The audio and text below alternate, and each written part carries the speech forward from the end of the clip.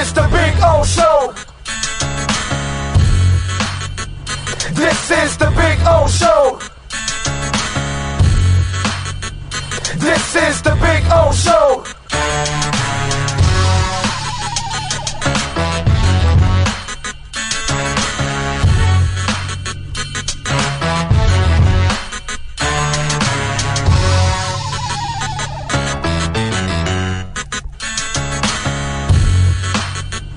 This is the Big O Show. This is the Big O Show.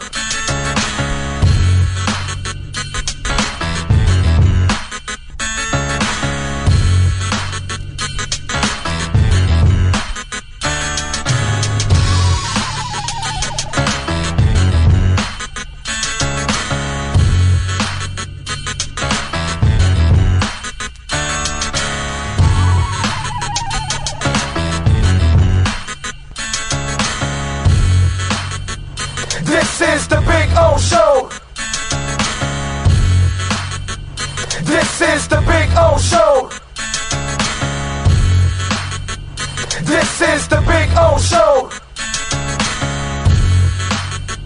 This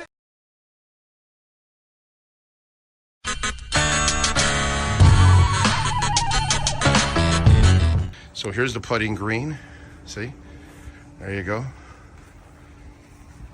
Got two flags. One was over there where Cutter's Edge Pro. It's not coming out now. Come on.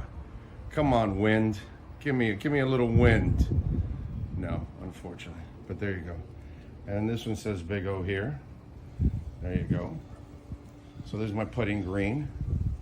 It's about, I would say about 25 feet, something like that. I get to practice, have a little fun. See? And then, of course, we got, the bunkers. Got to have the bunkers, man. Got all kinds of bunkers there. You know what I'm saying? So that's a taste of our backyard. There's Maiden right there. Maiden. Bono, how you doing, Bono? Bono.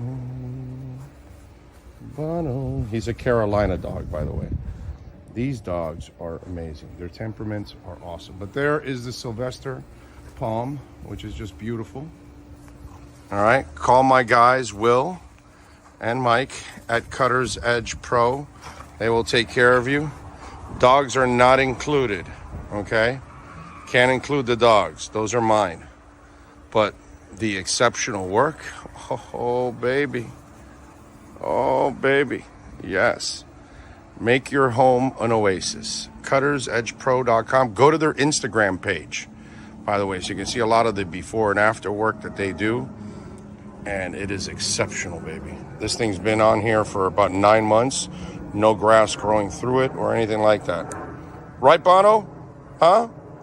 Bono!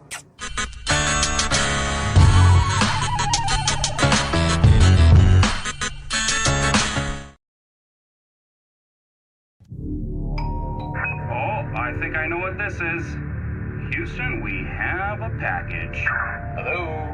No matter where you are, the Sloman Shield home security system guards your home. With next-gen perimeter protection, 24/7 monitoring, and interior motion sensing. And right now, get a free Sloman Shield security system and doorbell camera, all professionally installed, for free. Shield your world, the Sloman Shield. There's no need to drive around South Florida wasting valuable time looking for a new or certified pre-owned Acura. Go to the #1 volume sales dealership in the Southeast United States. Craig Zinn's Acura of Pembroke Pines. Purchase with pace and space in a dealership tailored to your needs. From home buying to providing that personal touch. Contact the 2020 Satisfaction Award winner Craig Zinn's Acura of Pembroke Pines. 888-776-5123. That's 888-776-5123. Or visit them at 15601 Pines Boulevard in Pembroke Pines. When you move, you need a reliable company led by passionate folks eager to assist its customers during a transitional process that needs to be smooth. Call Essential Moving Experts at 844-368-5750 for all your local and long-distance moving needs. You can rely on Essential Moving Experts. Mention the Big O Radio Show and get $150 off. Family owned and operated. They offer free 30-day storage, full service moving, fully licensed, bonded, and insured. Moving was never so easy. EssentialMovingExperts.com. For over 16 years, EJDConstruction.com has provided South Florida residents quality craftsmanship, accurate project management, and exceptional service. That's why EJDConstruction.com is an A-rated member of Angie's List and the Better Business Bureau. When you're looking for the right custom home builder for additions or home remodeling, please call my friend Eric at 305-433-4843. That's 305-433-4843 for EJDConstruction.com. Welton Rayom has more than 62 years of litigation experience handling insurance disputes. They're committed to resolving even the toughest insurance claims quickly. Call them for a free consultation. 954-966-4646. At Welton Rayom, they don't get paid unless you win. Property damage claims to your home, business, or condo as a result of a hurricane. Welton Rayom can help. Water, mold, fire, smoke damage, Welton Rayom can help. Call 954-966-4646.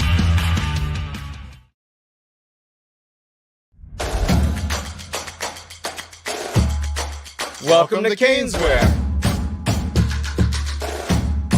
New store, new items, same great experience. Family owned and operated since 2010, Caneswear has the latest merchandise from the Miami Hurricanes, Miami Dolphins, Florida Panthers, Inter Miami CF, and more. Come visit us at our store in Davie on University Drive, just south of 595, or online at caneswear.com. Caneswear, the spot Miami fans shop.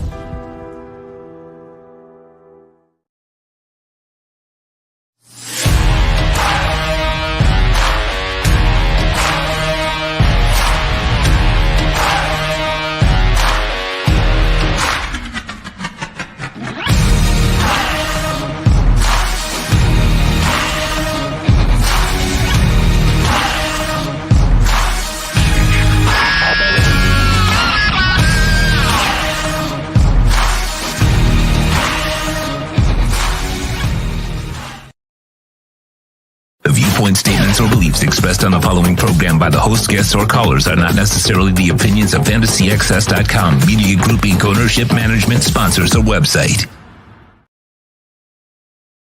When it comes to South Florida sports teams, very few in the media have witnessed, lived, and covered it like the Big O. Let's start the program dedicated to your favorite South Florida teams with a passion that's unmatched. The Big O Radio Show is on. Here's the Big O. Friday, welcome aboard. It is Friday. You finally made it. It's a Friday. It's a Friday. We're getting closer to an early Sunday morning wake up for you all, as we'll have a little Dolphins and Chefs for you. And that'll be at 9:30 in the morning. We will have our pregame coverage at 7:30. So there you go. We will be locked and loaded and ready to go. Sean Stanley is, of course, driving the program on a beautiful Friday. Hope you're doing well, Sean. And hope everybody is doing well out there. Let me see. I'm finishing up making a couple of posts there. Make sure folks know that we are actually on in different parts of social meteors. Anyway, we got some stuff to talk about. We got some folks that will join us. We've got Anthony Chang will join us at 10:30. Cameron Wolf will stop by at 11. Safid Deen will stop by at 11:30. And by the way, if you missed on Wednesday, Matt Verderam, that is posted. And you know, Matt is a big KC guy. So he even does a KC podcast and everything. So we went over that matchup and different things that could happen in that matchup. So you may want to check it out. So anyway, so we got all of that going on. I think I've done my my posting there on social medias. I see Steve Chapman is first in the house. Don't forget to smash the hell out of that like button, please. Let's see. Excited. Yes. Got a bunch of guys back for the Dolphins. Neutral field. Yes. Jimmy Zorrilla in the house out in San Jose. He says, I should be there for the pregame. Remember to smash the like button. You're really going to be in the pregame. Wow. I love you, brother. I know Sean loves you. We love you immensely. Because, you know, we're going to start the pregame at 7:30. It's 7:30 to 9:30, right, for the kickoff. That means Jamie Zorrilla will be watching at 4:30 in the morning. That's, brother, you do that. That's impressive. If I see your name on that chat board, I'm going to freak out, bro, because that's impressive. Brooklyn Rob is in the house along with True Fin Fan. Although True Fin Fan says he farted badly right now. So this is one of those things that we're all glad we're not with True Fin Fan at this moment. Lisa Rose is in the house. I know Lisa and Sean were hanging out yesterday. Drago, Sean Seipler in, Steven Gonzalez, Ray Sosa, Jay Gelfin, Shabbat Shalom, Orlando, Sean, and chat crew. This is, what is it? Mitz 3175. Finn's Rule is in. Number 1 seed up for grabs. Well, it's still too early for that. We got a lot of games left after that. This is a different type of thing that I'm going to get into. And I love Mike McDaniel's child psychology, and I'll get into that also. Ryan AP, Brian Walter is in. He says, I was listening to people in sports. They say Chiefs wide receivers drop a lot of balls. Smash the like button. I'm not really worried about the wide receivers. I'm more worried about Kelsey and Mahomes. That's who I kind of worry about. Those receivers don't really scare me. Nyborg is in. Seipler says, here in Amsterdam, headed to Frankfurt tomorrow, sitting with Tua's parents on Sunday, supporting the Tua Foundation. That is very cool. Nice job by you, Sean. True Fin Fan, Gotti 4453 says hello. Anyone know if there's a lot of Fin fans in Germany? Oh, I'm sure there will be. Oh, hell yeah, dude. I say this all the time. I laugh at the people that think that we don't have a great fan base. I am convinced that the Dolphins easily have a top 10 fan base in the NFL, and maybe top 5. You just can go ahead and look at road games. You know, Dolphin fans travel really well. So I expect a lot of fans in Germany. Of course, there's going to be the bandwagon stuff because the Chiefs have been to 3 Super Bowls, won 2 of them. So when you do those things, you get people to come on the bandwagon. So obviously the Chiefs are going to have, but I think the Dolphins are going to be well represented in Germany. Very well represented.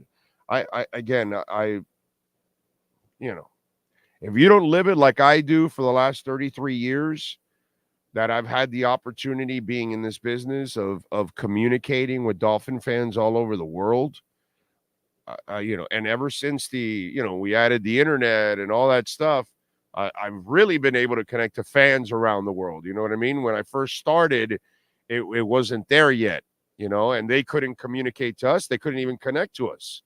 But by the late 90s, we're already streaming in early 2000s. And, you know, since then, and then obviously the internet and everything, I see it. I sense it. I feel it. I have a better feel for it than the average person, because since I've been a Dolphin insider type or whatever for 30 years, people have been either, listening, gravitating, reaching out and all that kind of stuff.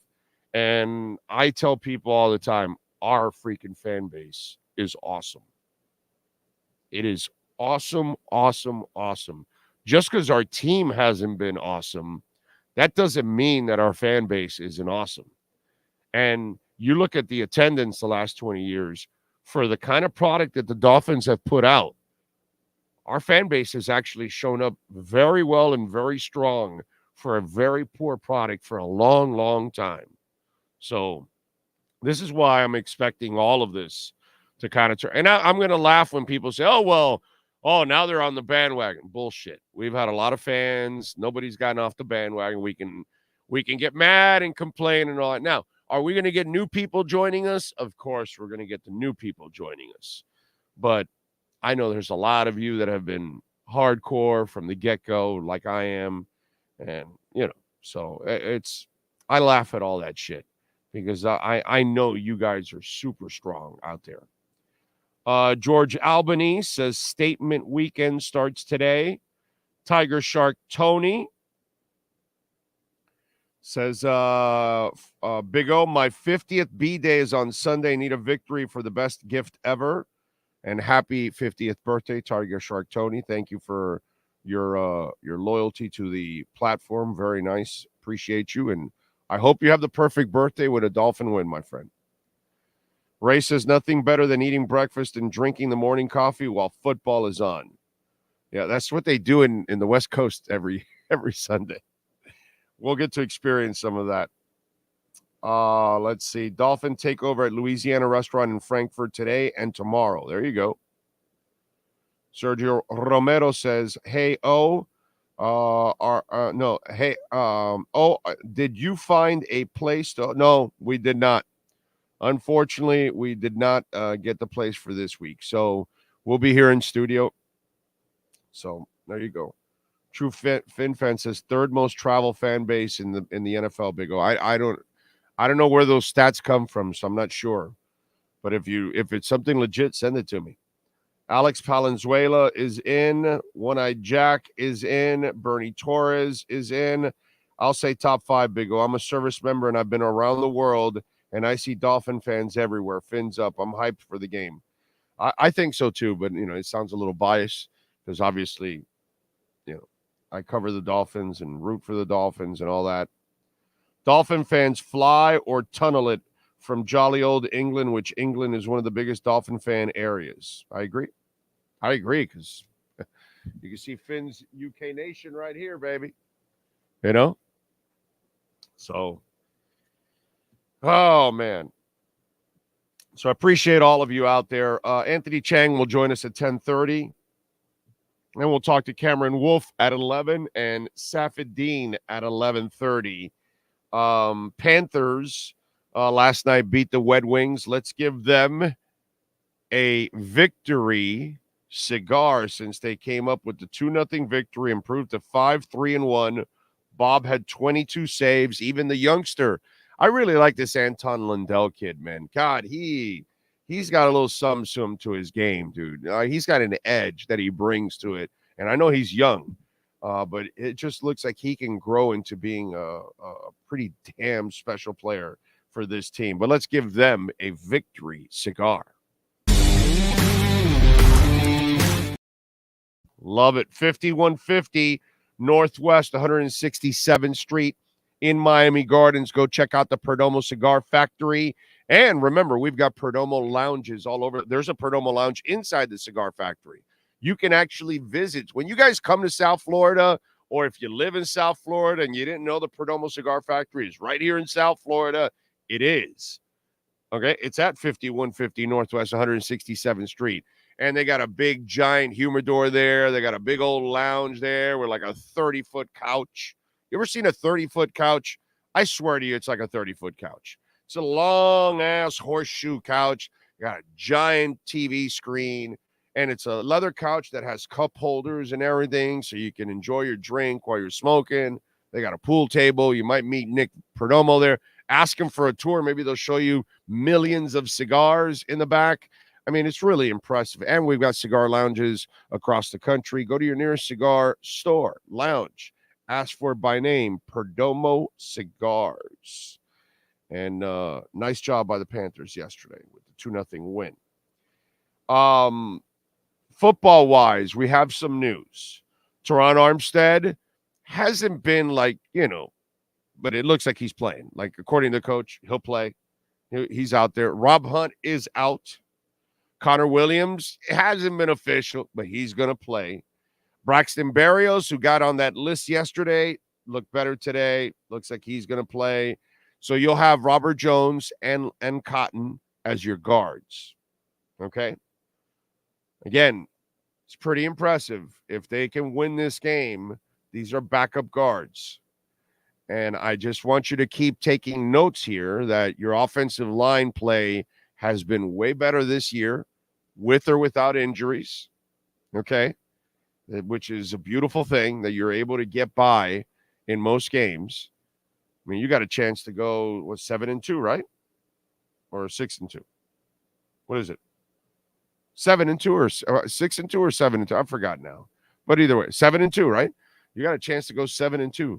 I mean, you're up there in rushing, you're up there in passing, and backups are coming in and doing a good job. So if you could get by with Jones and Cotton, just kudos to this coaching staff, the front office, being able to, take that next step forward.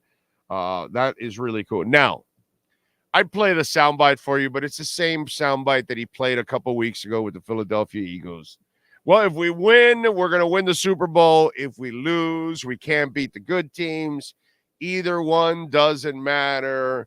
If we're 7-2, we still have the rest of the season to play. If we're 6-3, we still have the rest of the season to play. All of that, and it sounds all well and good, right? But it's a lie, and he knows it's a lie.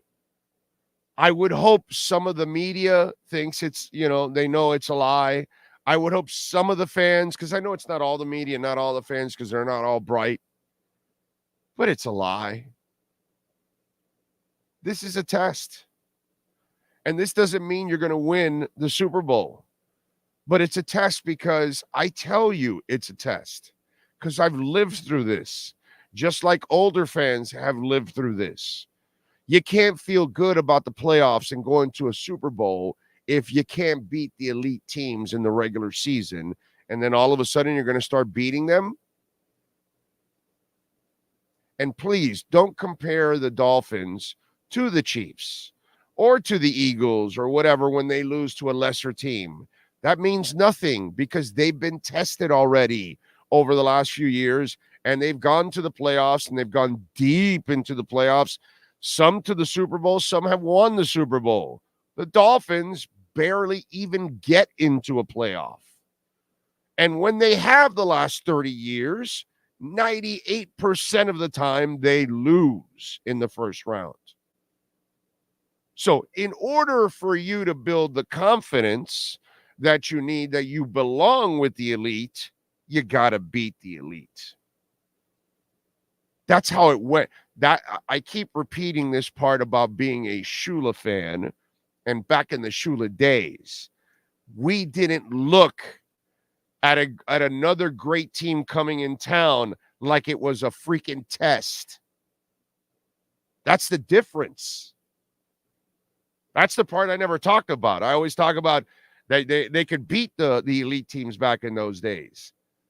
Let's spin it around and talk about it in another way. How everybody's looking at it as a test. Even the coach is trying to avoid it as a test. It is a test. Do you know why it's a test? Because you've been a failure for decades. It's not McDaniel's fault, but it's part of what the Dolphins have been for decades. So the child psychology does not work on this show, Mike McDaniel. And I hope it doesn't work with any of the men in your locker room, because this game means a shit ton. Not just about home field advantage, not just about getting 7-2, not just about winning an AFC conference game. That's nothing. That means nothing to me. What it means is that you can hang with the big boys. And you need to become the team that is a test to everybody else. that is a measuring stick to everybody else. I'll give you an example. The Dolphins, over the last 30 years pretty much, have been Drew Bledsoe. For those of you that are too young, because obviously if you were born in the Brady era, you have no idea. You may have heard the name, but you don't know about the history of Drew Bledsoe. So Drew Bledsoe was a guy that had a great arm, and we all knew it. We all knew he had Hall of Fame type talent. He'll never be in the Hall of Fame. Doesn't deserve to be in the Hall of Fame. There's no chance he even should be considered to be in the Hall of Fame. And why? Because we all knew that if you hit Drew Bledsoe enough, he would go right into a shell and he just would not tough things out, because that wasn't who Drew Bledsoe was. He was kind of a finesse quarterback. If you kept him clean, he could burn you. He can do some damage because he was very gifted. You know what I mean? But once you punched him in the mouth, he kind of changed his tune. You know, kind of like a Jimmy Garoppolo, that if you hit him a couple times, he goes away like a little girl and all that kind of stuff. Actually, I shouldn't even say that. Girls are tougher than he is. But, you know, things like that. There are certain players that you can get to them, right? It's been the Dolphins for years. Punch them in the mouth, and guess what's happened to their high-powered offense? It's been punched in the mouth a couple times by the elite. The elite says, oh, yeah, all that running, all that motion, bam. Everybody's got a plan until they get hit in the face, right? Like Mike Tyson says. So you can bullshit me all you want, Mike McDaniel. I love you, brother. Appreciate you. I'm glad you're here. I know you're going to grow into a great coach here, but you're selling me something I ain't buying. Okay? It's time for the Dolphins to take that step forward. They have the talent. They are now as healthy as they've ever been all season long. You're getting Connor back, and you're getting Teron Armstead back. I get you're going to have backup guards, but you give me my left tackle back and my center, you know, I'm feeling pretty good about this game no matter what. You're getting X and Ramsey together finally, and Holland's coming back. So now you've got that secondary at its best. I think it'll be at its best once you get Brandon Jones back, because he's so good against the run and blitzing. And when you have the island guys, whoo, baby, Brandon Jones, I think, becomes a little bit more valuable to you in a way. But obviously he's out for this week. But the guys that'll step in, they'll do a serviceable job. So I'm not worried so much about that. This is as healthy as you've been. You know, you got a Chase Claypool that you added as a weapon in there. I know that a Chan is not here, but you have more than enough running backs. That's the beauty of this team. You're 5 deep at running back. So I'm not worried about your running backs ever. Whoever's available, roll. The way the line's playing the quarterback, the way the coach is calling games, let's roll. But it's time. It's time. And the players need this win. It's not you and me only that need the win and kind of believe and say, okay, now we're watching it for ourselves. And please don't fill your head up with this BS of, it doesn't matter. They could lose this game and they could lose to Buffalo. And what if they turn it on in the playoffs? Yeah, sure. Okay. Because that's what's gone on for years. They're just all of a sudden going to turn it on. No. You need to start winning these games. You need to start winning them in the regular season. You need to become the Chiefs. You need to become the Eagles. You need to become definitely the Bills. Oh my God, you need to become the monster of the AFC East. That's part of this season. Beat the Bills now, and I hope you win again. I hope you meet the Bills again in the playoffs and beat their asses again and hand them 2 of 3 and say, hey, bro, it's over. You don't dominate this division anymore. And then you put the doubt in them, not the doubt in our team. So McDaniel can make anything he wants up, that this game doesn't mean anything in the big picture and that. That's a bunch of crap. Okay? That is a flat-out lie by Mike McDaniel. Okay? And any player that believes that, well, then that's a player I actually don't want on this team. Okay? And any fan that believes that, you are as gullible and as silly as it gets, if you believe that. This game means a ton, and it has nothing to do with AFC division game. It has nothing to do with home field advantage. None of that shit. This has to do with the Miami Dolphins taking the next step forward and becoming an elite team. And the only way you do it is by beating the elite on a consistent basis. So let's see what happens on Sunday. I'm picking the Dolphins again. And by the way, the Dolphins, the Chiefs are favored by 2, up from 1.5. So this is fluctuated throughout the week. Monday, we had 2.5. Tuesday, we had 2. Wednesday, we had 2.5. Thursday, we had 1.5. And today, we have 2. So there's been fluctuations between 1.5 and 2.5. And right now, we're at 2. I'm taking the Dolphins plus the points. Let's see. What do we have here? Spooky Myers, Big O, right. We've been mediocre far too long. Just assume this team is elite. Exactly. You got to start winning these games. How would you feel if we lose a tough-fought game with no penalties or mistakes? Not good. Not good. No. No more moral victories, bro. I'm not into moral victories. Sorry. Not doing that. Win the game. I will not be happy if they lose this game. That's all. And I'm not happy because I think they can win it. Now, if they were outmatched and they didn't belong on the same field and all of that, talent-wise and everything, then, if they lose a game, what am I supposed to do? They're supposed to lose. I kind of understand that you're losing, but I'm not going to understand it. So, no. Sorry, I'm not. Why would anybody be half satisfied with a hard-fought loss? I don't think that's what Stephen Ross is paying millions of dollars for, hard-fought losses.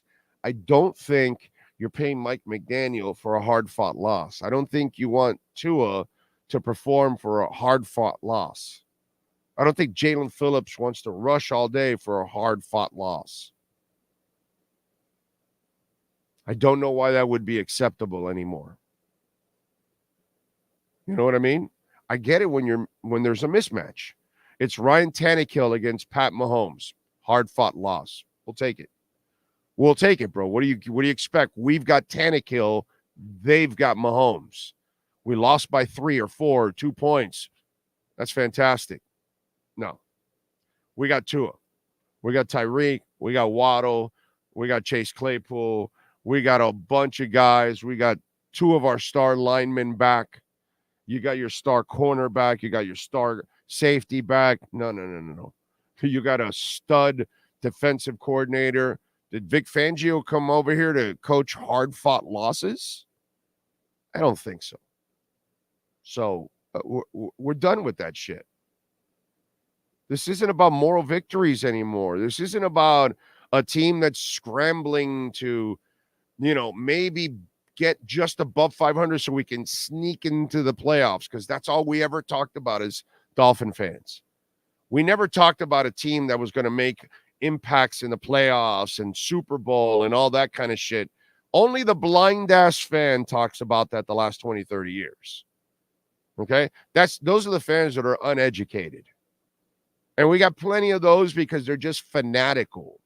They don't have any rhyme or reason to anything. But most of us with a brain, we were just kind of hoping that this went well and Ricky had a good year and that they can run the ball and that, that Pennington stays away from turnovers or whatever, and maybe they can sneak in. Yeah, those are the teams that we had hard-fought losses. I remember a couple of years back, what was it, 10, 12, 14 years ago? Within like a month, I want to say it was Peyton Manning and Drew Brees. And they played them right down to the wire. And we were like, man, we had a chance to win those games. You know what I mean? And those were hard-fought losses. I think you guys remember that year I'm talking about. I don't know how far back it was because they're all the kind of same bullshit memories, you know. The Jets and the Bills left at the end of the season, and all Tannehill and company has to do is win one of the two against mediocre teams in your division, because at that time Buffalo wasn't Buffalo and the Jets weren't shit, and they lost both games. Those are the teams that we could accept hard-fought losses because in our heart of hearts, we knew they weren't good. Those of us, of course, with a brain. You know, the fanatical people, I see them every year.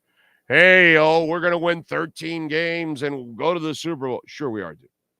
Hey, Ryan Tannehill, this is the year he's going to go to the Pro Bowl and he's going to lead us to the Super Bowl. He's going to put it all together.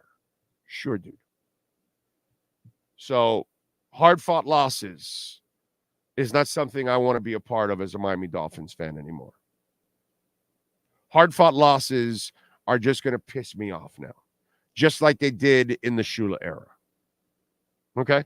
That's where I'm going because my standard has been way higher than the Dolphins could ever achieve for the last 30 years. My standards have been way higher than most of you out there because too many of you, you're so fanatical, you will settle for bullshit. I'm not. Never have, never will. Kind of like 7-Up. Okay? So, not doing it. This team's way too good to be settling or satisfied or I'll deal with a hard-fought loss. F that. I want a great win. I want another victory cigar for the Dolphins on Sunday when we do the postgame show. So, I'm done with that. Checking in from Birmingham, Alabama. Too close to Saban for my comfort. Very green, isn't it? Birmingham? Very green. It's actually nicer than what people think. Birmingham's not bad. I know we compare Goldilocks to Jeff George, but now that I think about it, Big O, I think he's more like the great value version of Drew Bledsoe.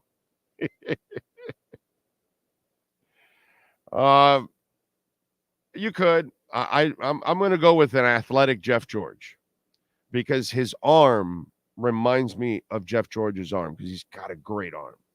Herbert has a great arm. I'll never. His physical talents, man. Those are blessings. The Lord blessed him big time, dude. Edward Thurstonhouse says, yes, but these injured players, are they really 100%? Or are they, when they come back, I think the Dolphins need to pick up an undrafted offensive tackle. They have already another one. They have Keon Smith, dude. They just used him a little bit. Why do they need an offensive tackle? Kendall Lamb is now going to sit, and he's fantastic at left tackle. If you wanted to tell me maybe a guard or a center, I kind of can go with you on that. But a tackle? They're fine at tackle right now. Austin Jackson's been awesome. And we know Armstead is great when he plays, but when he doesn't, Kendall Lamb's fantastic. Tackle's not really the issue right now. And I told you in training camp, in the preseason, I told you, hey, this Keon Smith kid kind of shows me a little sometimes here. And that's a project they're working on, kind of like some of these other guys, like Wynn, like Lamb, like Robert Jones, like Cotton. Remember what I told you on the show 2 weeks ago about, right? When I got, called out from the building, like, hey, when are we going to get the benefit of the doubt as coaches, for the offensive linemen, which 100% true. They do an awesome job of developing.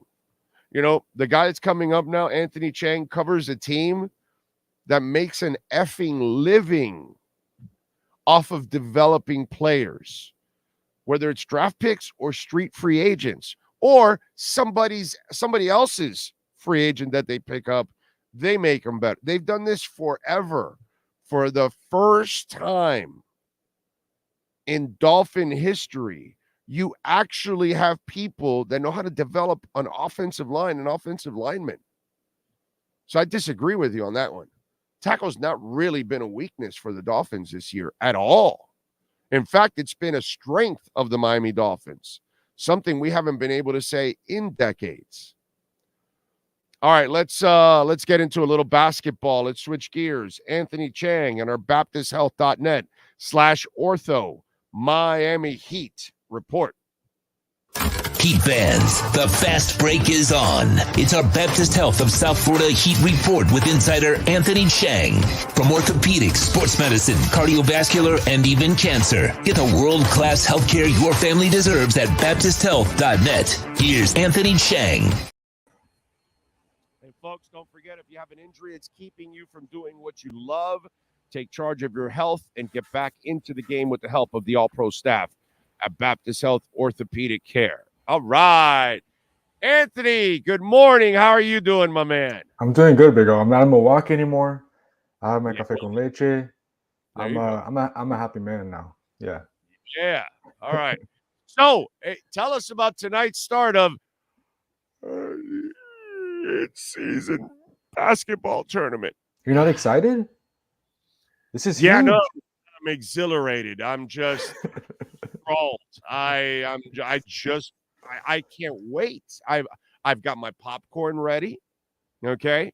I've got my flags ready. I've got the car all dressed up, this morning. So when I cruise around, it's got in-tournament flags and all that. Are you going to Bird Road if they win tonight to celebrate?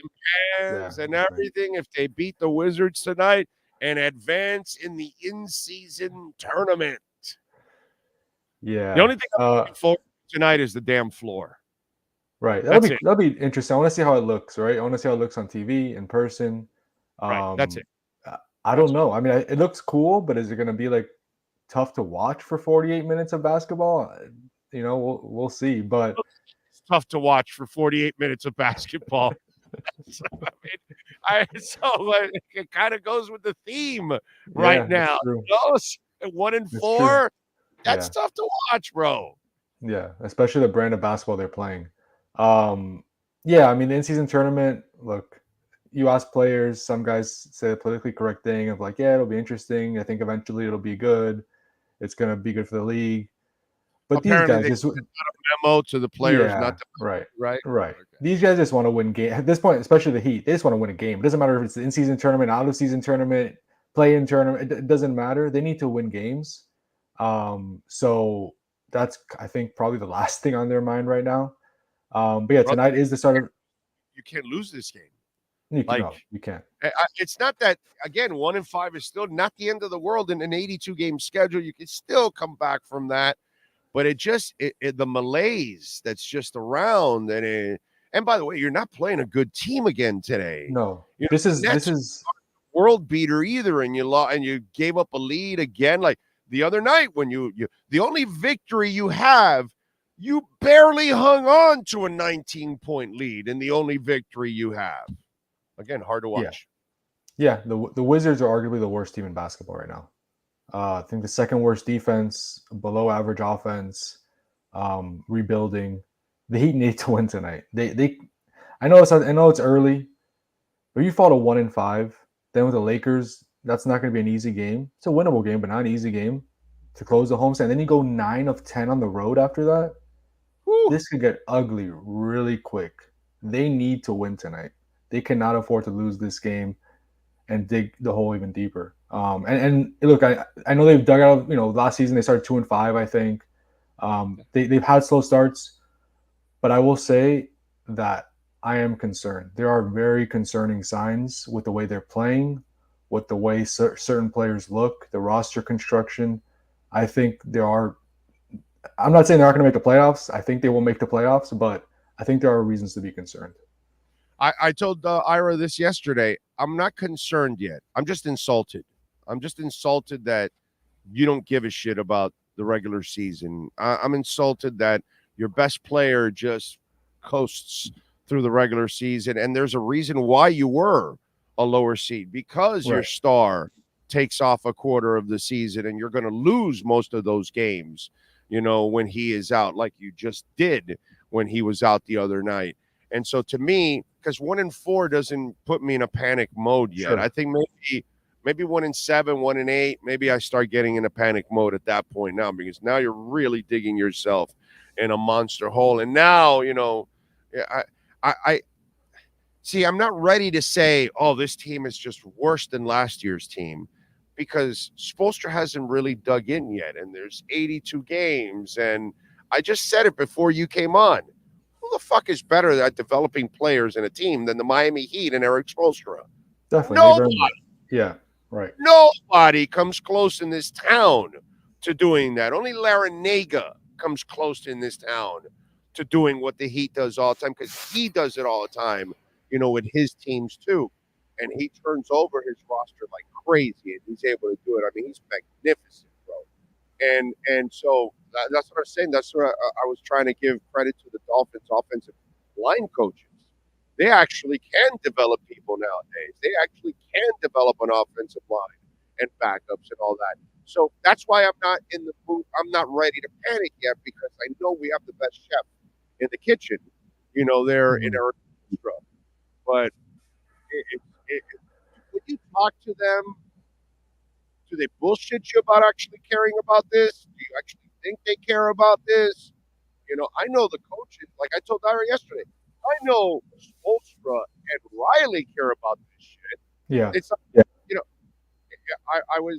you're young, but you know about this, right? You remember when Bird and Dr. J grabbed each other by the throat in a game? Yeah.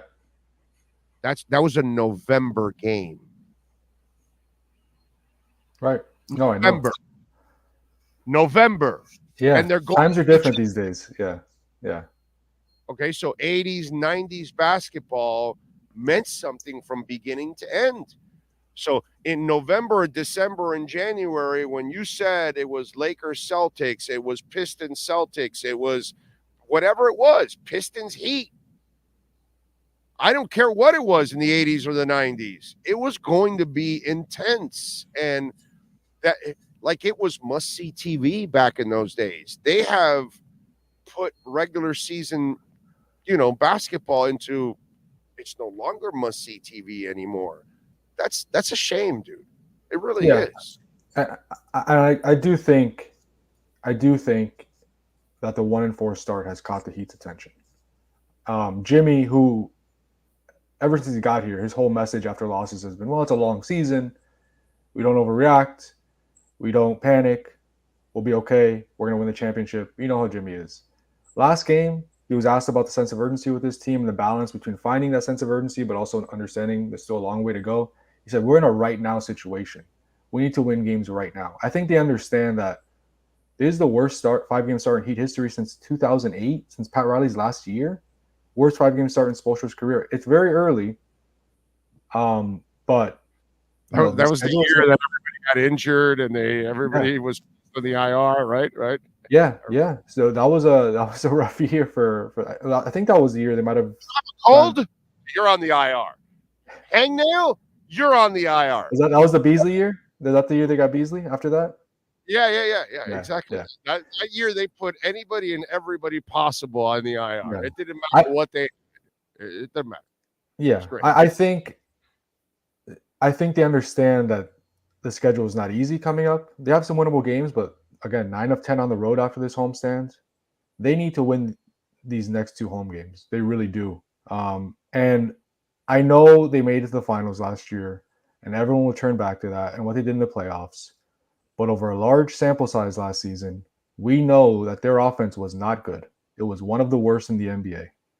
And this is not the same roster, but a lot of the key components are the same. You're missing Gabe and Max.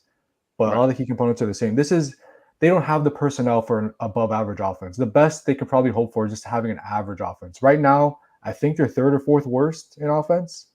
That's just who this team is. They need to be elite on defense, win close games, which they set a record for most wins by 5 points or less last season, just to win games. And they set that record, of most wins by 5 points or less, and they only made the play-in. So, but they don't have the people to be elite on defense. That's why I'm concerned, because I don't know. Last year they were top 10 in defense. The year before, when they were the 1 seed, they had a little bit of a better offense. They were like 13th, which is like great for this personnel, but they had a top 5 defense. That's why they were the 1 seed. Can they be a top 10 defense again? Eric Spoelstra has proven year after year he can make the top 10 defense out of anybody, right? Whether it's turning to zone for a record amount of times or just developing guys, throwing out different lineups, creative lineups. But I don't know. This is his toughest test. Can he make a top 10 defense with this roster? Because that's how they're going to need to win games. If they don't have a top 10 defense, I don't know how they're above 500, honestly. I really don't. I know that's crazy to say, but they don't have the offense to make up for an average defense. They just don't. So that is why I'm really concerned this time. Maybe Bam will become that star. Yeah, I mean, Bam is off to a good start, right? Bam and Tyler are off to good starts. Yeah. I want to give him credit. He is playing offensively like he wants to be more aggressive. I have noticed that. Bam and so Tyler I give him credit really on starts. And that's an encouraging sign. Yeah. Tyler will never be a great defender, but I do love that he is on an offensive tear. You can tell he's got a little something. There's a fire under his ass right now to score. And I'll give Bam some credit. Bam is looking much more aggressive on offense. The problem is it kind of started that way last year too for a few, and then it faded out, and he went back to being Bam Adebayo. Yeah. And so I want to see if he can actually maintain it and take it to another level, actually, because, brother, the guy that leads this team isn't getting any younger. And so the two young stars or young guys, those guys at one point or another have to step up and become a star, Yeah, it's going to be important, especially in the regular season, for those two guys to continue playing at this level. They kind of need to, right? There's nowhere, if they don't, I don't know how they do it. Because another reason to be concerned is Jimmy. I mean, Jimmy, it's early. He's still working himself into shape. He didn't play in the preseason. I get it. He's shooting under 40%. But why I'm concerned is he's on the injury report for knee tendonitis, right knee tendonitis, which the right knee is the knee that's been giving him issues for the past few years.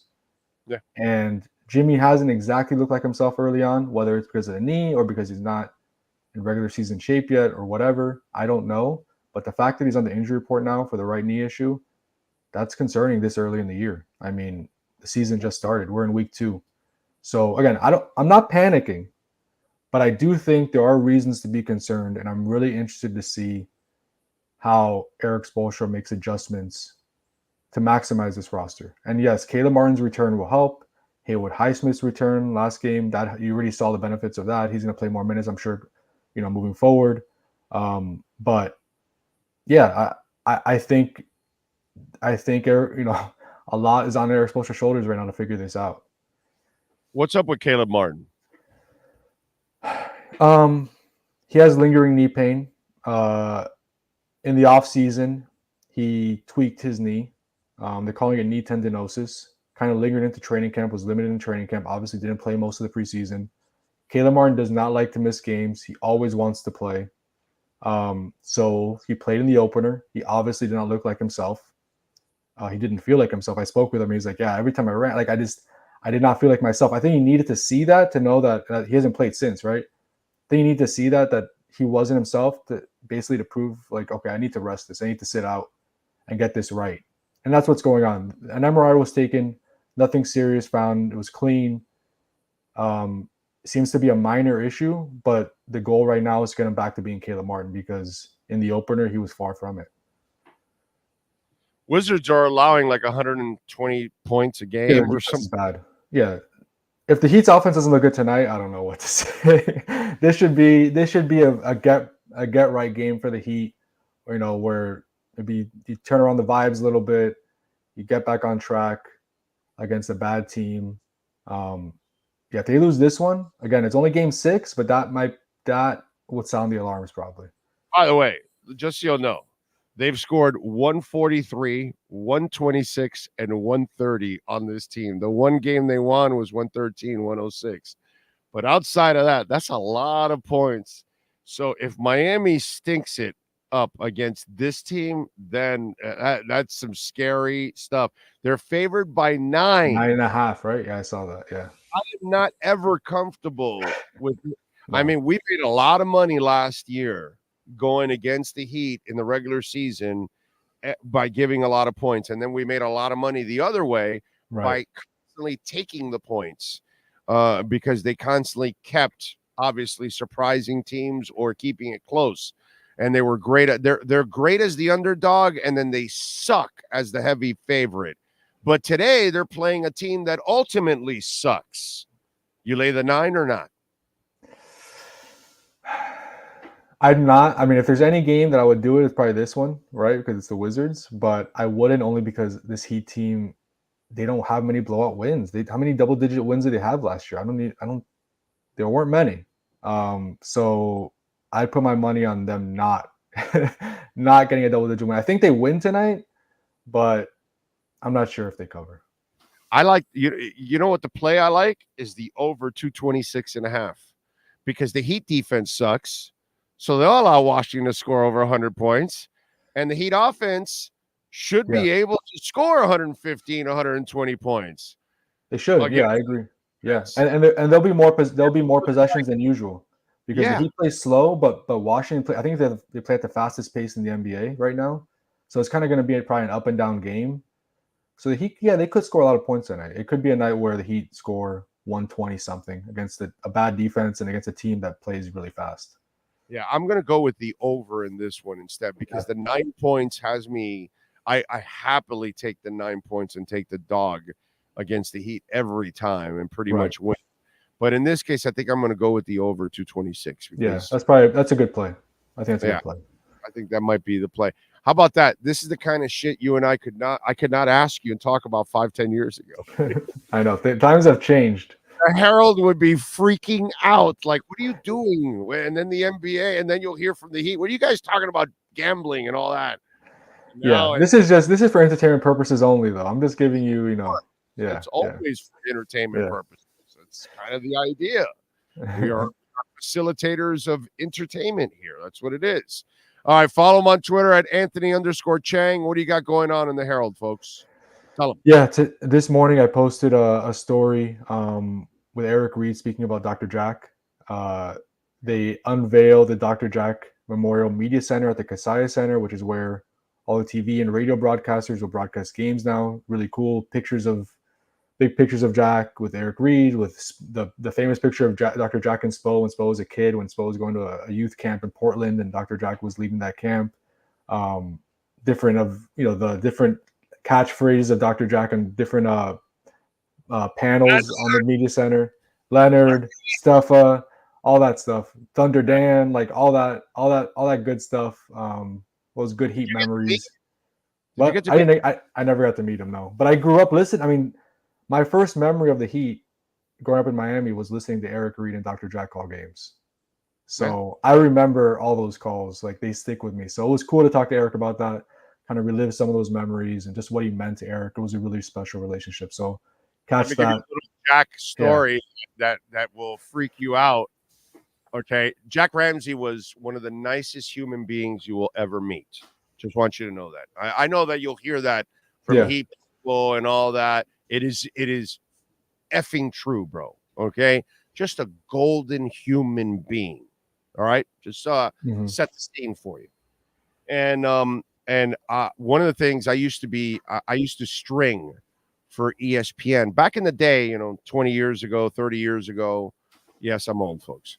I used to make side money by getting the sound, and then I used to have alligator clips, and I would unscrew the mouthpiece of the phone, and put them on the 2 steel things and then put it to my Marantz cassette deck and send sound to UPI, ABC, AP, all that.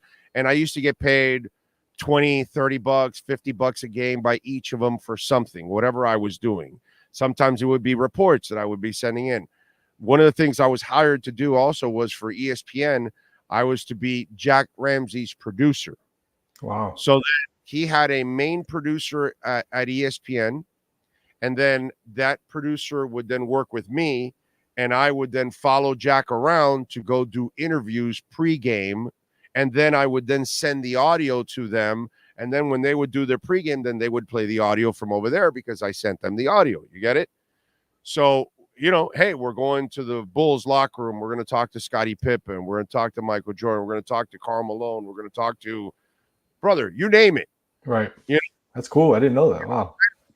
Jack Ramsey, he wants to talk to you. Everybody wants to talk to him, right? So I walk in to the Jazz locker room, okay? And just so, the stories of people sometimes are true, okay? So they had, a point guard. You ever heard of him? John Stockton? Yeah, I did. I've heard of him. So we walk up to him, and I'm standing next to Jack, right? And Jack goes, hey, John, would you happen to have a minute so we could talk? No, sorry, can't do it. Only person I'd ever seen. And those stories that they tell you about John Stockton being an asshole, they're all true. Wow. They're all freaking true. And that was the one guy that season that turned down Michael Jordan didn't turn down Jack Ramsey. But John Stockton did. Yeah. But John Stockton did. Wow. Okay. It didn't matter. Like, you could talk to who was this guy that was kind of difficult, Billy Owens. Oh, hey, Jack, it didn't matter who it was. They could actually be a little bit off kilter. And right. Bro, it's effing Jack Ramsey. You know what I mean? Like, this is like one of the treasures of our league. That's the kind of stuff. That's how everybody looks at Jack, and freaking John Stockton, bro. That's just crazy. Wow. Post basketball, he's kind of been an asshole anyways, and other things publicly and all that. But so yeah. I should have interviewed you for the story. I didn't know you had a connection with Dr. Jack. That's Well, that's I cool. got a connection. Bro, I've been at this forever, bro. I've done so many things. It's just, under the radar, all that kind of stuff. But yeah, when I used to obviously do a lot, I did I'm the only guy in the history of this town to have a full-time sports talk show in Spanish and English. Nobody's done that shit. I did not know that. I didn't know you had a talk show in Spanish. Yeah, I did La Ensalada Deportiva. That's talent, because let me tell you, as someone who's bilingual, like, I couldn't write in Spanish, so like people say, oh, you can speak both languages. I can't even talk it anymore. Yeah. I'm completely out of practice. Really? Completely out of practice. Yes. Yeah. Yeah. It's tough to do. And I can defend myself, and I can have some kind of a conversation in Spanish. I can do that. I can no longer do a 3-hour talk show like that. That's what I was going to say. It's one thing to speak Spanish, but it's another thing to host a show in Spanish. Yeah. Right? Bro, like, that's totally different. Days, so that's talent. Back in those days, we used to have like the blue book, the black books of the NBA, Major League Baseball, all of that, right? And then they would tell you what hotels everybody was at on the road. They don't do that anymore now. They don't give you. But back again, I've been at this a long time. Yeah. So and it's Spanish, right? So I used to call baseball players, and I got Juan Gonzalez. I got Pudge. Like, I would call them, and and back in those days, they didn't use aliases either. So I would call the hotel, and I would say Ivan Rodriguez, and they would put me forward to the room. That's incredible. Ivan, how you doing? My name's Orlando Alzigari. Yo trabajo para Radio Acción 830 AM aquí en Miami. And, hey, I want to talk to you. Talk a little. Are you willing to do? Yeah. All right. I'll call you back here in an hour. And then I would have the producer call the hotel, call the room, boom, boom, boom. And I would get players that way, dude. raw, just like that. Wow. It was, That now they had to be Latin, obviously, of but course, yeah. baseball is where I could actually get my Yeah, Latin. that's easy. Yeah, that's easy. Yeah, but no, you can't do that these days. Obviously, as you know, like that's crazy to hear that was like even possible back then. But times have changed a lot. Times have changed a Right. lot. Well, nobody had access to those books. Only us media people have. So then we're the only ones that really knew what. Yeah, but hotels these days that stuff would spread, like with social media and stuff. Like those books, yeah. Yeah. The problem is now it's not legitimate media. Now you have too much of the bloggers and the YouTubers and those people can't be trusted because they're really not legitimate media. They're not going to facilities. They're not there under their watch and then following their rules. And so they can't have the openness that we used to have back in the day. Yeah, it's a different time for sure. You can't trust them. Trust people. They're not gonna, you're not gonna keep the secrets. Unfortunately, it is what it is. All right, Anthony. As always, I appreciate you, my brother. We will catch up next week. We'll see if the Heat start off this tournament in a kick-ass way. Appreciate you, bro. No problem, Big O. Have a good weekend. Enjoy the tournament. You got it. We will. Anthony Chang, baby. Follow him on Twitter, Anthony_Chang. And don't forget that Baptist Health is the official sports medicine provider for the Miami Heat, Miami Dolphins, Florida Panthers, Inter Miami CF, FIU, FAU, Orange Bowl, Miami-Dade County Public Schools, Miami Open Tennis, Miami Marathon, and half marathons. The Baptist Health of South Florida Miami Heat Report with Anthony Chang is brought to you by Baptist Health of South Florida. From orthopedics, sports medicine, cardiovascular, and even cancer. Get the world-class healthcare your family deserves at BaptistHealth.net.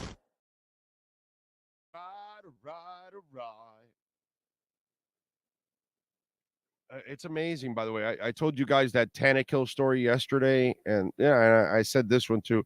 But the Tannehill story, the amount of DMs I got, like, hey man, tell us more insights.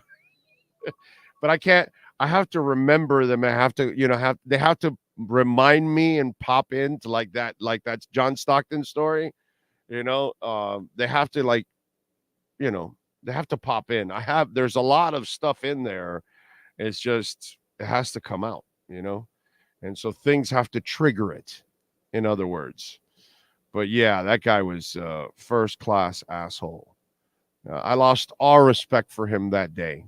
It's like you turned down, you're being a dick to Jack Ramsey, bro. Like when I would walk around with Jack, I felt honored. Seriously, like I felt honored doing this with Jack. And it's not a job that I wanted or anything. I was doing it for money because I needed the money. You know what I mean? So it was little jobs that I had as a reporter that would make me extra money. I'm there covering the game for the team, for the station. Okay, what else can I do to create revenue? And then I would work for AP, UPI, ABC, ESPN, different things like that. And then leave updates or do live updates or send sound and all that kind of stuff. First person I ever saw to turn down Jack Ramsey. I was like, wow, you are a first-class dick. I mean, seriously, bro. How do you do that to that guy? Just unacceptable.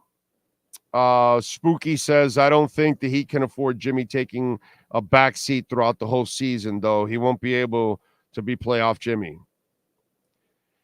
We'll see. We'll see what happens.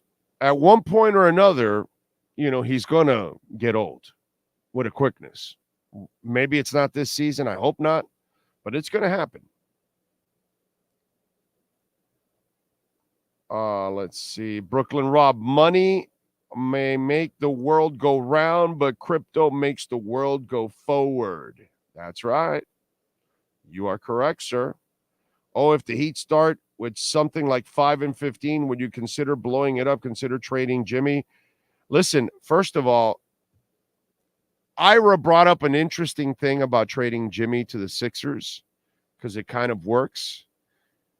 And I would do that in a heartbeat. I would have traded Jimmy before. I'm the guy that likes to do the moves before the gravy train is no longer gravy. Okay? Before the wheels fall off. And I get it. You had another great run last year, and it didn't end up in a championship, unfortunately.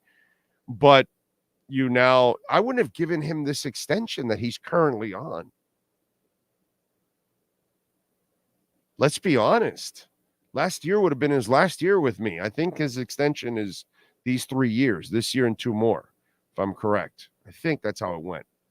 I would have never given him the extension. But that's me.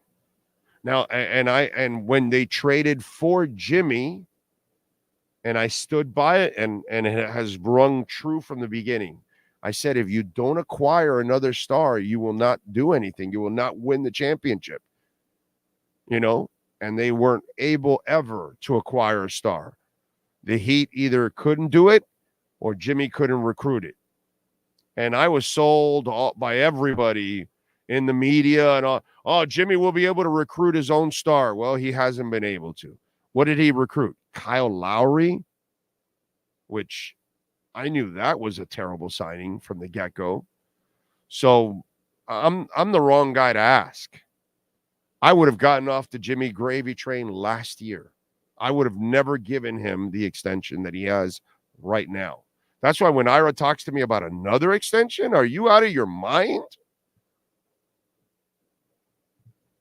No, man. If you can't get the other star, then get liquid. And that's what you got to do. So if somehow or another you could trade Jimmy this year to the Sixers, yeah, you damn right I'd trade him in a heartbeat to the Sixers. Because Kyle Lowry's contract's going to expire. And if I can somehow get rid of Duncan, now I've gotten rid of all the bad salaries that I have. Yeah, I would do that in a heartbeat. So if they start 5-15, you could move him to the Sixers. Yeah, I like that.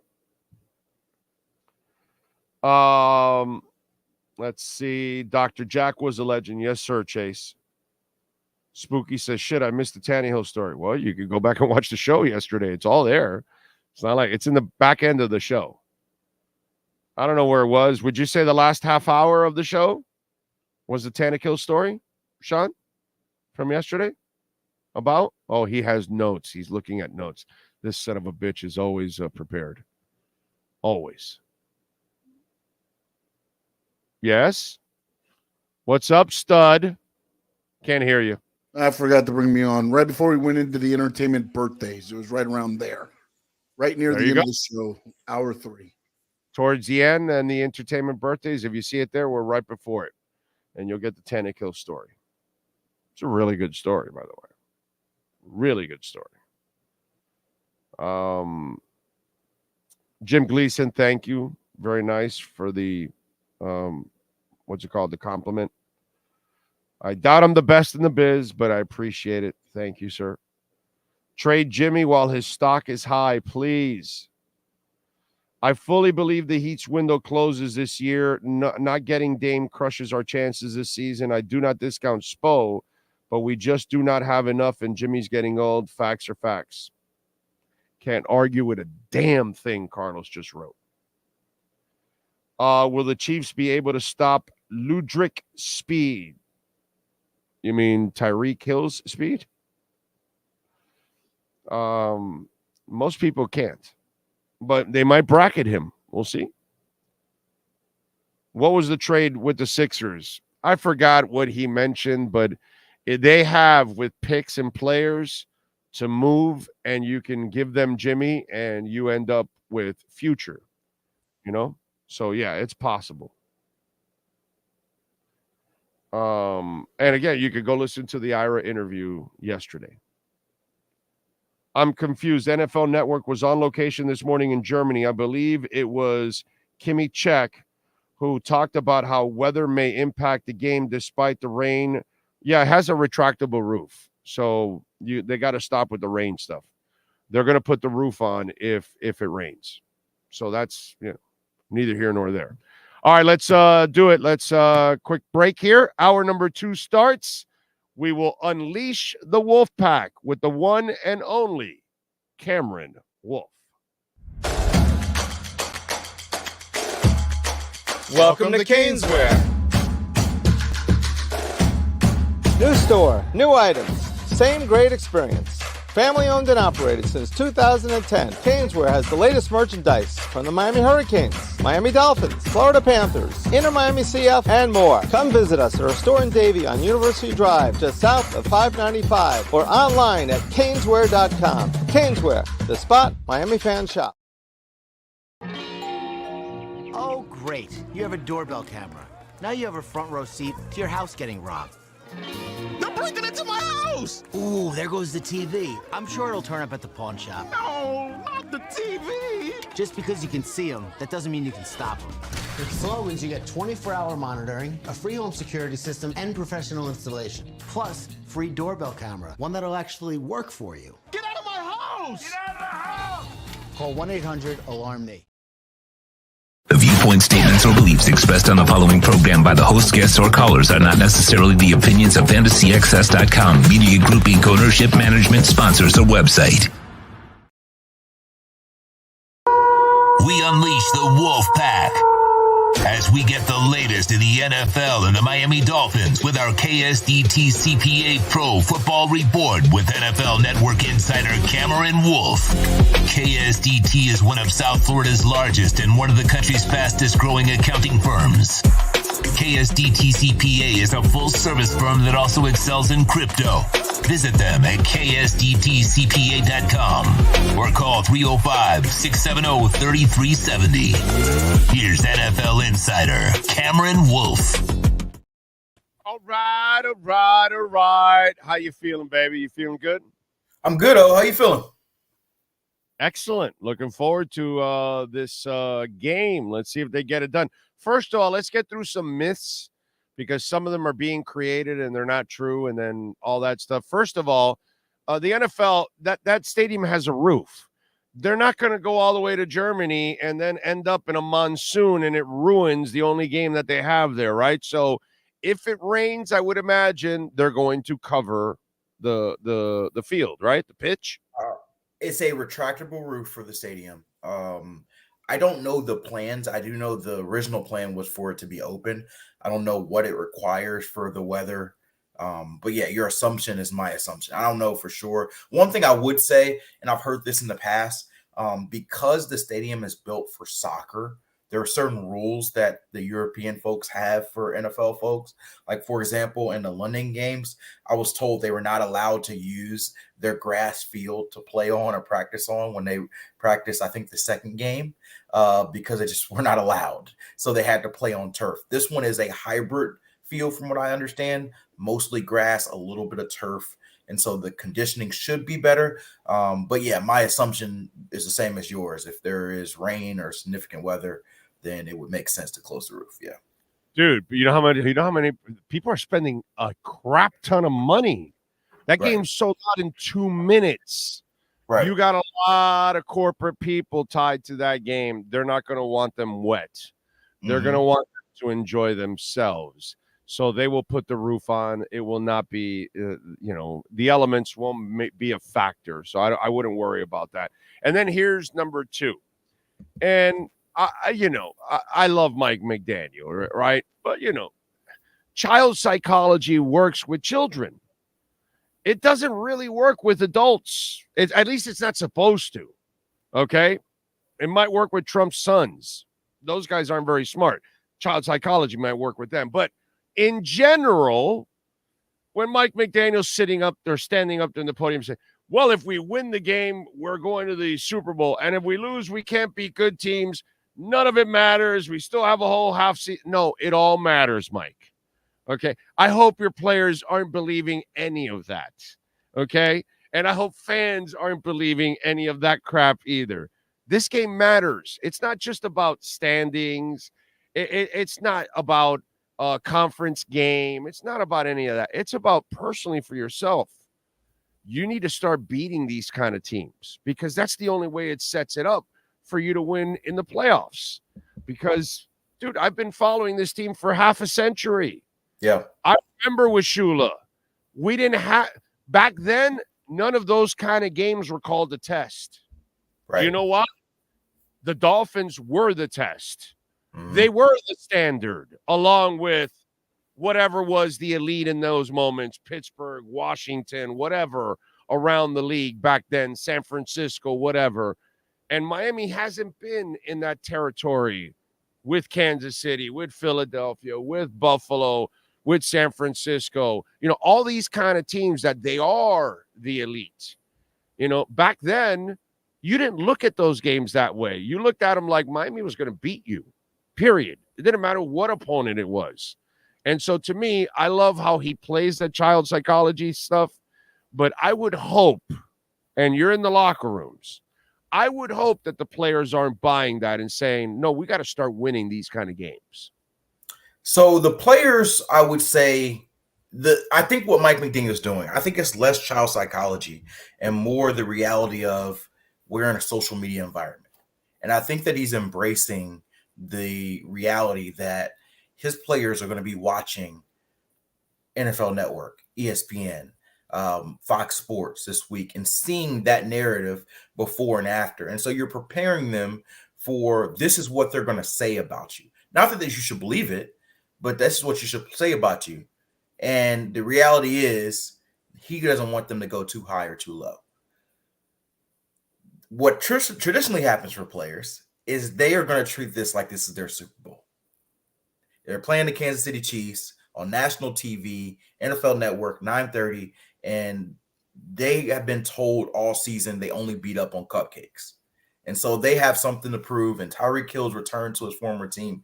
They are going to treat this. And so I think what Mike McDaniel is to prevent them from getting too angsty, getting too high, having too much emotion to where it affects their play. Now, will it work? I don't know. But I think this is a coaching, like he's trying to coach through the media, essentially. He's trying to coach through the media. And I'm sure he tells them the same thing. But coaching through the media of this is just the same game. It's the same mantra. It's the same thing he told the team when they were playing the Giants and the Panthers. Don't treat this like you're going to walk over them. It's just as important as last week. The players knew the Panthers weren't just as important or just as good of an opponent. And that's probably why they went down 14-0. And so it's a part of this is coaching, trying to keep your guys steady when you know the external factors and the enormity of the game will raise them. Yeah, no, I'm with you there. I understand all of that. But deep down inside, they got to know. And it's also about compartmentalizing that part of it. If you win, yeah, you've passed the test. That doesn't mean that you've, won the Super Bowl or anything, but it means now that you can actually look in the mirror and say, now I've got confidence in myself and in our team in those situations. You lose again to Kansas City, you're going to go back and say, well, our three losses are Bills, Eagles, and Kansas City. The three best teams that we've played on our schedule are the three teams we lost to. And that's the reality. So in the end, it's not that you've arrived, but you can't arrive without starting to, actually get to the party. And by beating Kansas City, you're now entering the party. Haven't arrived yet, but you're entering the party at least. And I guess the point, and I'm with you. I want to see them like the reality is, even if you're a Dolphins fan who's the biggest believer in them, you still had that question until you do it. You like the narrative, you can say it's a narrative all you want, but the reality is, if you look at the stats, the Dolphins are 6-0 against teams 500 or lower this year, scoring 39 points a game. They're 0-2, scoring 18.5 points a game in the two games for teams above 500. Now, they can only play what their schedule gives them, but as far as their schedule, they have not beat a winning team yet. And so it's not just a narrative. It's simply a fact. They have not beat a winning team on their schedule. And so there will always be questions of how good this team truly is until they do it. And so I'm not saying if they lose this game, it's like, oh, well, throw them to the trash. They're not going to win it. This is the end of the season. But it is another opportunity to squash that. And whether players admit it or not, it'll be for their own comfort too. Like, these guys are confident, but like they have to visually see it. They know, like I told you, I talked to players in the locker room a few weeks ago who were like, yeah, it's great to beat the Giants and Panthers, but I want to do it against a good team, a really good team. And so it's confirmation. It's confirmation. I'll give you a great example. I'll give you a great example. Tua Tagovailoa. Mm-hmm. Flo beat his ass up so much that he had to look in the mirror and say, bro, do I suck this badly? Yeah. And that's kind of what it is. It's like guys are looking at each other like, we really can't beat these kind of teams. Right. You know, so you got to get through that threshold, you know, because at one point or another, we all question ourselves about anything and everything in life. Absolutely. Absolutely. There's a down moment in our jobs, in our relationships, in our games, in our softball league, in our pickleball, whatever it is. And at that moment, you're questioning yourself. You're questioning your relationship. You and your wife or girlfriend, you had a fight. And you're like, wow, are we in a tough place? And then, you know, a week later, it's like water under the bridge. You go by and you're stronger than ever. And I think that that's the same thing with Tua. It was like, bro, everybody's telling me I'm bad. I got this guy that doesn't want me around. Am I really that bad? And then in comes McDaniel. Now hey, this is who I am. Right. You know, now I'm all right. And it's kind of the same thing for the Dolphins. You're getting beat up from all over the place, and you're not crossing that threshold. At one point or another, even though you know, Bradley Chubb, we tell him, hey, you're stealing money without a gun and a mask. He's like, no, dude, I know I'm a good player. And the first couple of games were hairy. Look at Bradley Chubb now the last few weeks, right? All of a sudden now he's playing a lot better. Bradley Chubb knew that he could play that way, but early on he wasn't, and he didn't cross that threshold. Looks like he's starting to cross that threshold. We all need it, bro. It's human nature. We got to have that success to kind of prove to ourselves that our relationship or our world or our jobs or that game means something and we're moving forward. Absolutely. Absolutely. It's a measuring stick. That's the word that has been used to me by several players. It's a measuring stick. It does not define you, but it measures you compared to the other elite teams. And, they could lose every game and then get to the playoffs and start to win. But the reality is a lot of times you got to see it to truly do it. And so this is just another marker in that. I don't buy that because it's the Chiefs and because it's the champs and Tyreek Hill, it's more. But I do feel like it's because it's an elite team on prime time and climate. That's why it's more. And so we're going to see how the Dolphins do. I will tell you this, they are healthier than they've been probably since week 1. They should get Xavier Howard back. Javon Holland's definitely back to pair with Jalen Ramsey in that secondary. And so you have your starting secondary for the first time all season. They should get Teron Armstead back at left tackle. It sounds like Connor Williams is trending towards playing as well. And so you're not going to have Rob Hunt, but you're going to have Teron Armstead and Connor Williams back. And this is close to the core of your team. Like you'll get Devon Achane back after the bye. But this is close to the core of your team taking on the core of the Chiefs. And so I think they can swing with them. And the Dolphins are going to find out if they can. I can too. Listen, I'll give you an example for me that I went through 20-something years ago. And you've been in this business long enough. Yep. You work in most markets. Let's be honest now, okay? Most radio people, they break wind. They don't break any stories, right? You know that, right? Yep. You know that. Local media doesn't really do it. TV or radio, they don't do anything. They don't break shit. It's writers and national people. Am I right or am I wrong? It depends, but yeah. 95% of the time, okay? Mm-hmm. We have some local people in different markets that end up breaking stories, and they actually... So I was pissed. I was like, Cam Wolf isn't better than me, or Armando Salguero or Jason Cole. And I'm sitting there, and I look around at all the other people working electronic. They don't break shit. Right. And I go, I got to do something. So I started paying my way to the Combine, the Senior Bowl, the East West Shrine Game, the Las Vegas Football Classic. I started paying my way to go, and the station wouldn't, because that's the reason why. Right. TV, radio number, because they don't invest anything into their people. You know what I mean? So I said, that I'm investing in myself. I went, I got to know scouts and coaches and general managers and personnel directors. And then I started breaking stories all the time. like I still do now to this day. And that's because, at one point or another, you have to cross that threshold. You have to feel like I can compete against that guy. I can get the same kind of information, but you're not going to get it sitting at home doing a show from some studio, and then you can't call scouts like that. You got to be in front of them. You know how it is. You know what I'm talking about. Absolutely. And that we all need that. We all need that. But you have to do it yourself. Nobody's going to hand it to you. And that's why this weekend, to me, is incredibly important. And here's the thing. Let's finish it with this. They're ready for it now. They weren't ready the first two go-rounds. If we look at it, they weren't healthy enough. They didn't know the defense. David Long is playing better now. Okay. Chubb, we just talked about, is playing better now. You are now you got Ramsey back now. Now you're getting X back. You're getting Holland back. You're getting healthier now. I think you're better suited to win this game right now than you were, because the Philadelphia game, after we watched the tape and everything, we go, well, wait a minute, dude. That game wasn't as bad as it might have looked to you. That game was actually a pretty good defensive performance.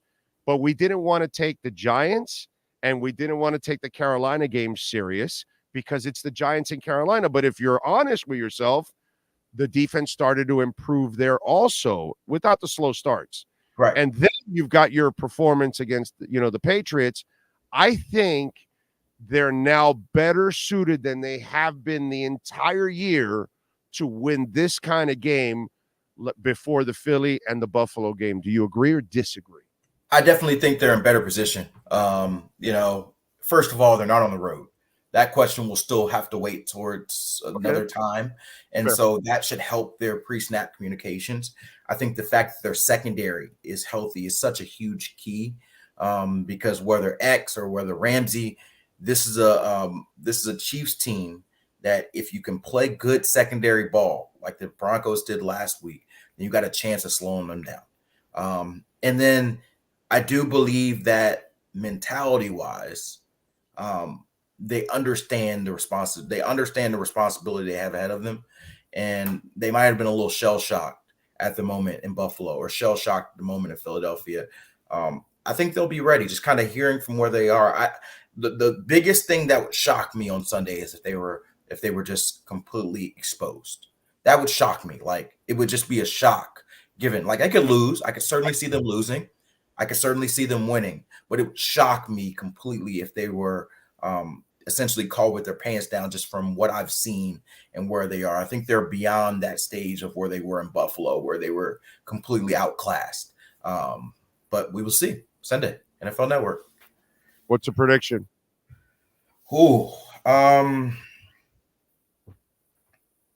I'll tell you this. I have to see them beat an elite team before I can truly pick them. I'm sorry I got to take that stance, but I got to see it. I believe they can, and I would not surprise me if they did. But I don't want to be a homer here just because I cover the Dolphins and I see them the most. Right now, the knock against them is a very valid knock. And so I think 28-27 Chiefs. Yeah. All right. You got it. I've lost the first two. I'm going to pick them again. I think they're ready finally to cross this threshold. This team is too good, man. This team is too loaded. They've got some talent. I think they can get it done. We'll see. We'll have some fun. One thing I am sure of, I think Tyreek's going off, win or lose. I can't imagine him have a quiet game against his former team. For sure. And by the way, you agree with me? I'd bracket Cater and Holland on Kelsey. Leave the two guys on the island. Mm-hmm. That's the beauty of what now we're gonna see what Fangio can do. Right. When he has two island guys. Ah, baby. Now we got the island music going on, man. And he did say, and I'll talk about this a little bit. I'm on the Insiders at 12. I got to get dressed. Vic Fangio did say there's other parts of his scheme that have yet to be unlocked that he plans to unlock with Ramsey. Now, I know he did mention that Ramsey could see some time on Kelsey, and maybe on a specific situation or two, a third down that you need on a play. But I don't imagine it's more than a few plays. The reality is Travis Kelsey is tough for anyone, but I'm not putting Travis Kelsey on my top corner who just came back from a knee surgery a week ago. Travis Kelsey's game is off of improv, cutting back and forth, just doing zigzags around the field. I don't want Jalen Ramsey run through an obstacle course. I actually think Cater's the perfect guy to get physical with his ass right at the line. Yeah. And then have Holland pick him up right after. Right. Bracket his ass, dude. I think now I know Cater gets a little handsy. Yeah. But you got to be handsy. You got to be handsy against a Kelsey because he's going to be handsy and physical. He does. And the other thing about the Ramsey Kelsey thing is Ramsey's best skill set. I won't say his best. One of his best skill sets is his ability to watch film, to read defenses, and bait them into throws. Kelsey's a rule breaker because he does not run the route that he's taught to run a lot of times. A lot of times the route will be a slide, and all of a sudden you'll see Kelsey in the back corner and end zone, and you're like, what are you doing? And the chemistry that Mahomes and Kelsey have just allows them to do that special thing. And so, yeah, whether it's Cater as the underneath receiver, they have had Jerome Baker a lot of times on tight ends, but this is a different tight end. And so maybe we see some Javon Holland and Baker. Maybe we see some Cater and Holland. Either way, Kelsey is the one to stop, and I think he's going to get definitely a lot of double coverage on Sunday. Hell yeah. All right, follow him on Twitter at Cameron Wolf and catch his exceptional work there at the NFL Network, even on at noon with the Insiders. Cam, as always, appreciate you, my brother. Have a fantastic weekend. Okay, you too. Sounds good. Thank you, sir. KSDT CPAs, the best in the business, baby. By the way, if you're looking for work, they're hiring Dade, Broward, Palm Beach counties, and we've got a new office in North Carolina. So if your business, if your personal taxes, and, for business, sometimes you kind of need that guidance all throughout the year, and they offer so much, folks. Year-end tax planning, payroll, sales, and by the way, state and local tax consulting. They can help you in so many different ways. That's why you want to call the folks at KSDT CPAs, 305-670-3370. Tax, advisory, assurance, accounting. They do it all. KSDT CPAs. This has been the KSDT CPA Pro Football Report with NFL insider Cameron Wolf. KSDT is recognized by Forbes as one of the top tax accounting firms for 2022. KSDT CPA is a full-service firm that also excels in crypto. Visit them at ksdtcpa.com or call 305-670-3370. Alrighty. By the way, a little Top Gun. We love talking Top Gun, man. Steve and all the great people out there at Top Gun, they know how to get it done. And let me tell you something. One of the things that, besides customer service, besides the family atmosphere that you have in there, latest when it comes to air quality and targeting systems, which makes it nice and easy, they are also the only indoor archery range in Dade County. And I'm actually going to start doing a little archery with the wife and the daughter. But at the same time, listen, folks, if you're looking for some protection, they've got classes for the ladies in English and in Spanish. All right. They also have mini leagues and mini tournaments on weekends. The gun range has 18 lanes, 25 yards deep, longest distance for an indoor range in Dade County. And again, the self-defense classes for women, from basic pistol to concealed weapons courses, they're all available, even in Spanish. Listen, folks, we're in a state that, unfortunately, the gun laws are very loose right now.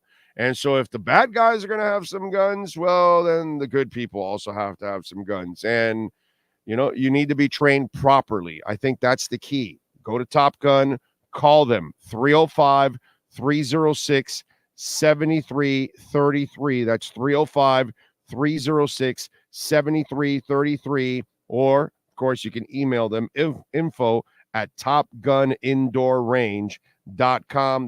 They got it all, Glock, 6 Hour, Smith & Wesson, you name it. And by the way, on those tactical nights where they have the competitions, they have bowling pins and all kinds of different targets and all that. They've got memberships. The better the membership, the higher the discounts, from gun cleaning even up to unlimited shooting. So go check out Top Gun Shooting Range and tell them that Big O sent you. They will take care of you. I promise you. Good people there. And we will have a shooting contest every quarter now. We're going to have some fun with that. We're going to create it now, and then we'll tell you about it so you can come on out and join us.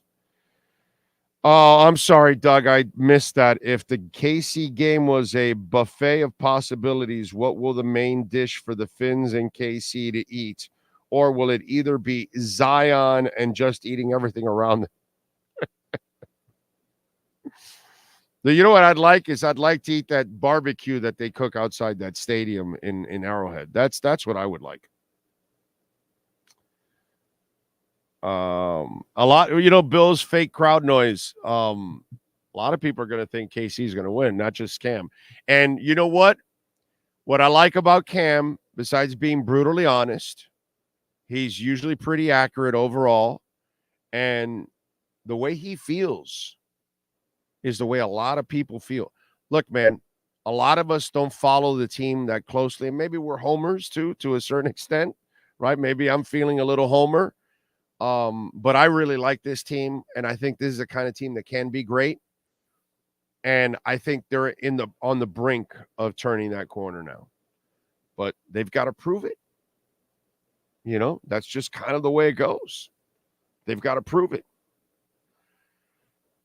Folks, if you have an injury that's keeping you from doing what you love, take charge of your health and get back into the game with the help of the all-pro staff at Baptist Health Orthopedic Care. And with that said, use that QR code right there, and you can reach out to the people at Baptist Health like the Alzagari family does all the time. Thank you, Baptist Health, for helping us. Just help my wife.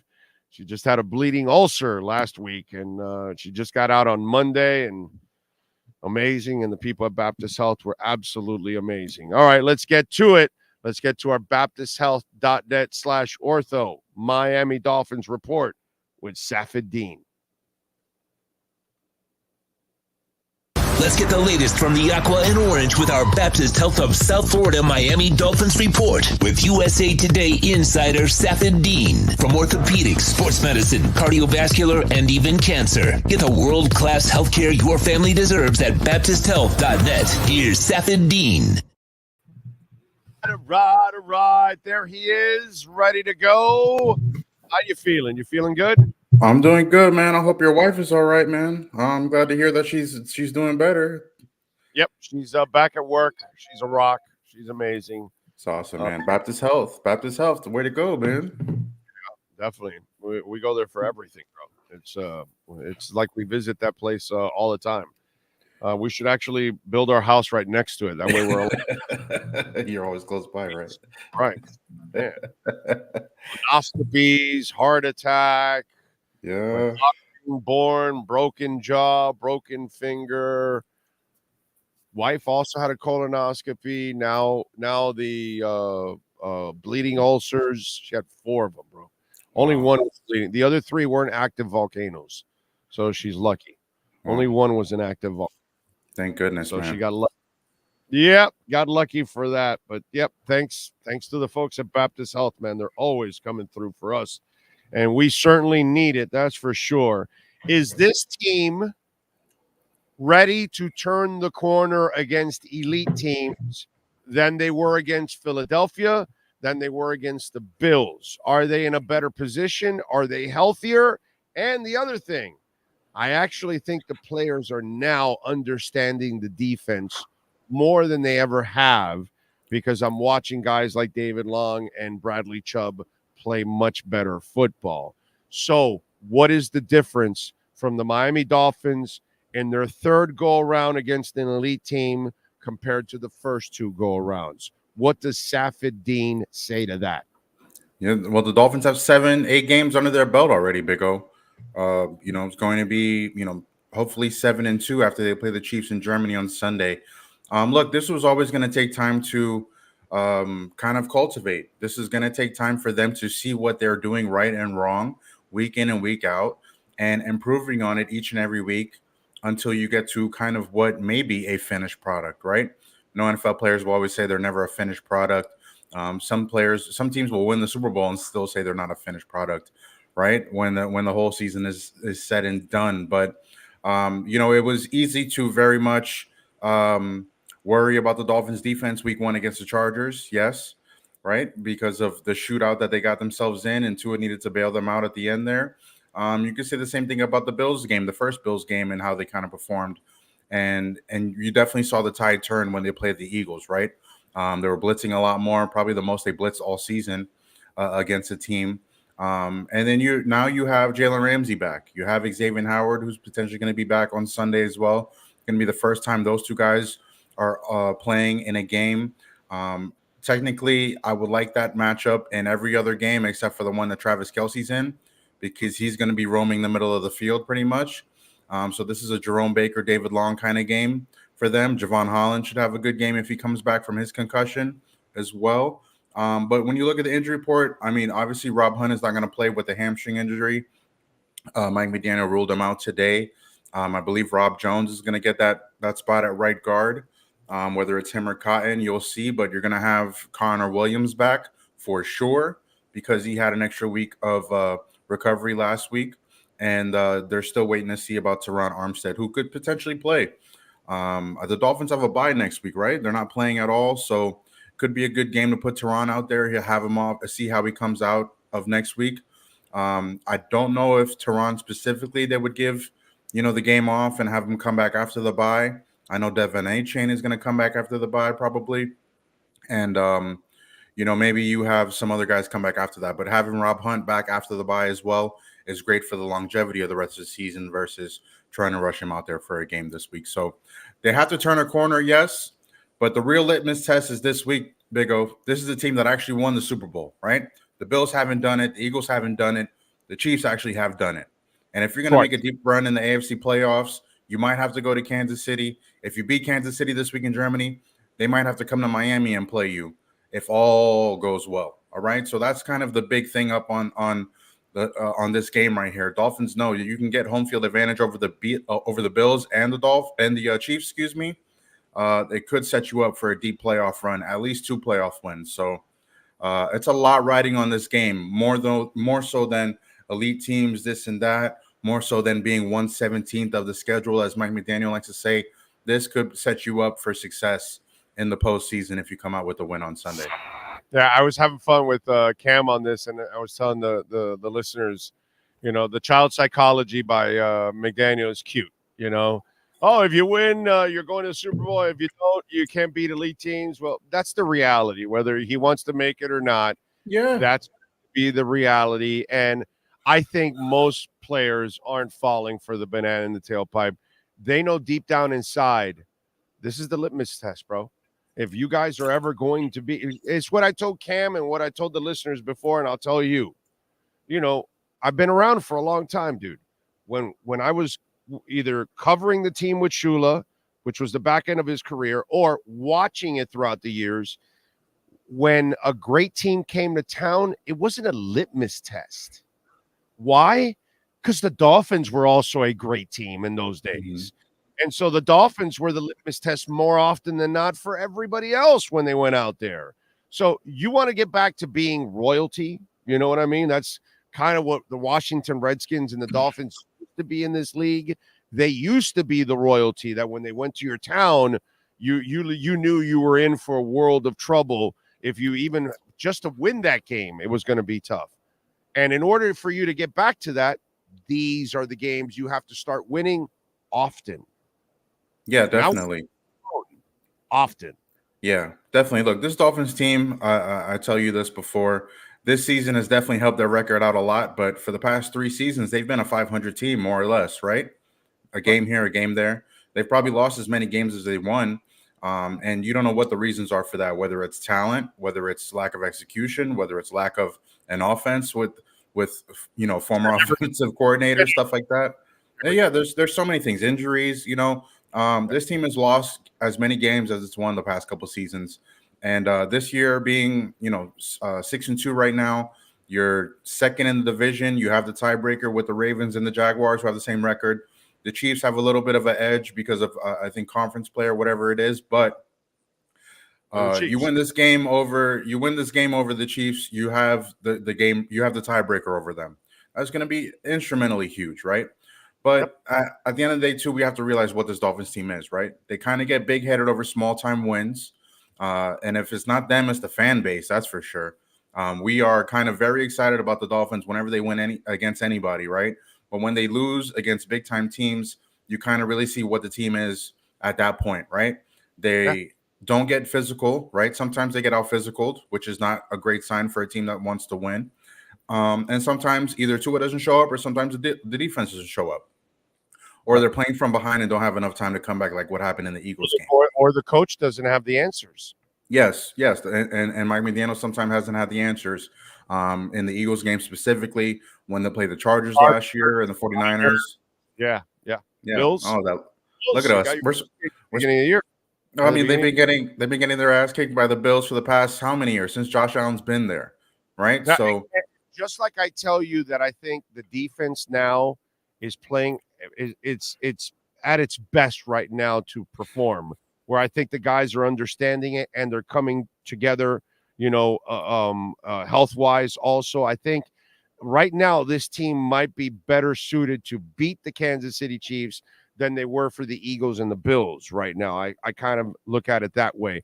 But at the same time, when I look at this team overall, it's time, dude. You have the best quarterback you've had since Marino. You have the best front office you've had, I think, since the freaking 70s. Okay, that's how good I think this front office is. And I think you have the best head coach you've had since Shula, and I just think it's time now. Now you have practically everything you need.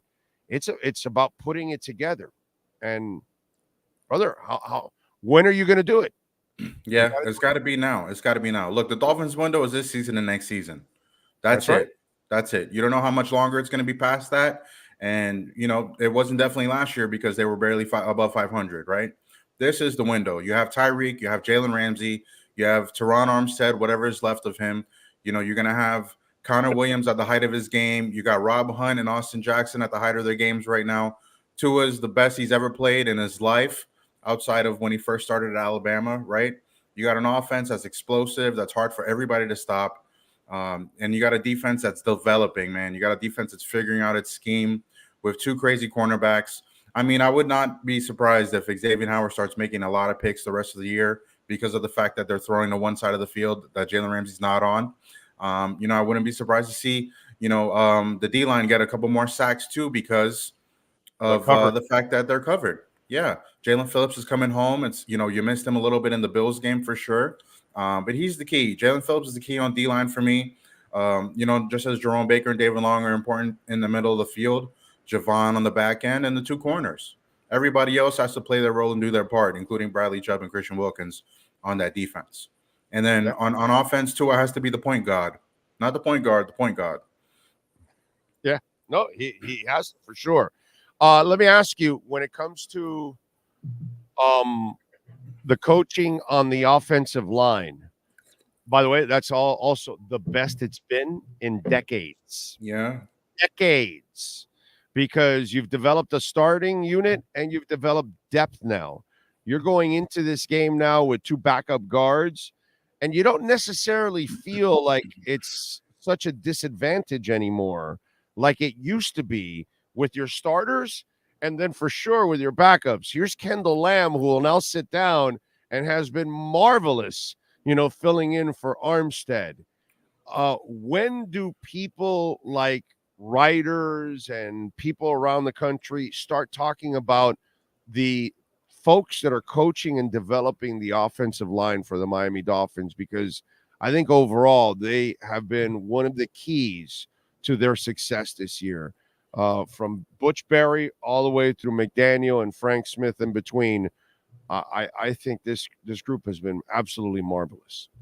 We can start right now, Big O. Start right now. Look, it's this is Mike McDaniel's scheme, and you remember when he first got hired, he was like, "I want to see the, I like the talent that we have here. I want to see what they can do." And a lot of us were like, "What? You like this talent here? Didn't know what you had, right?" And it's how they play offensive line. You're not just pushing people so they don't rush past you, right? Or you're not just trying to, run a little bit in the run game. It's running side to side. You know what I'm saying? It's going diagonally. It's actually, running together, having the zone scheme, multiple guys moving at once, offensive linemen getting to the second level and still blocking, and Jalen Waddle trying to find a way behind some guys. Raheem Mostert trying to find his way behind guys so they can keep, breaking off really long runs too. Then we had Devin Achane come out of nowhere like a lightning bolt, right? And was almost better, if not, than the Christian McCaffrey, the best running back of the whole league when he was on the field, right? Because of how amazing the holes were opened. Not quite as good as Dalvin Cook in New York, but almost. Yeah. Not as quite as good. Yeah. With the Colts, not as good as him too. But it is what it is, man. Look, they've picked up some players. They've made some right decisions. It's about damn time too, man. It's about damn time for all of them. Look, for me, I'm picking the Dolphins in this one. And I really think out of everything going on, the fact that the Dolphins got to Germany as when they did is going to be the factor. Every other team that left on a Monday, for those London games has won. The Jaguars won twice. They stayed in London for the second game, but they got there early for that win. And I believe the Ravens also got there early. Then the Titans got the win as well too. So I'm not sure what happened, where this logic came from. I saw somebody tweet something about F1, the F1 schedule, and how they spend the whole week in the city that they're in to adjust, which is great because, when the F1 comes to Miami here, every first week of May, these guys are here on Monday and they don't race till Sunday. And they need to qualify Friday too. So you think about all the events that they have to do and things like that. They finally get adjusted in the week. I wouldn't be surprised if Miami's experience with Formula One has definitely helped them and their doctors or whoever is figuring out the logistics of things into why they left. When they did Monday night, I'm sure some players are probably upset that they had to maybe do Halloween, a little bit of Halloween, and couldn't spend it with their kids on the actual holiday Tuesday night. We saw the Chiefs do that. The Chiefs spent Halloween with their families. They left Thursday, like last night. Today is Friday. So they left Thursday night and got to Germany probably around noon, 1 o'clock time Friday, right? I saw them post this morning around 7, 8 a.m. that they just got to Germany. So think about that from a perspective. I mean, Joe Schad is there, posted this morning. This is my third day in Germany. I finally feel okay again, right? These guys are going from Friday to Saturday to a game Sunday. And you don't know what kind of adjustment their body is going to make after making that long flight there too. It won't adjust. It won't adjust. It won't adjust at all. It won't adjust at all. And that little bit of edge is all the Dolphins need. It's all the Dolphins need, and it could change their whole season. I don't blame the Chiefs for staying home either, man. Like they spent Halloween with their families. Yeah, they already won 2 Super Bowls too, right? It's not like they're on a climb for something too. I can see why they made the decisions they made, and why you won't probably hold it against them a little bit, but. They better come ready to play too because they looked really bad in that Denver game. Mahomes was sick. They got a division opponent that got the best of them. I really think the Dolphins being in Germany this week gives them an edge. I just really hope they take advantage of it because we saw them go to California for 2 weeks last week and stink it up last year, right? Yeah. So it's got to be up on them to win. When I go to Vegas or LA, it usually takes me a couple of days. That's 3 hours. This is 5 hours. Yeah, that's 3. This is way more than that. It takes me a few days to really. And so if you get there on a Friday, you're not going to be adjusted by Sunday because you're playing Sunday at 8:30 because they're in Kansas City time. So that's another hour of it. Is it 1 or 2 hours that Kansas City's different from one? So they're playing an hour earlier also with their body clocks. Yeah. So imagine playing a game 8:30 in the morning on a Sunday.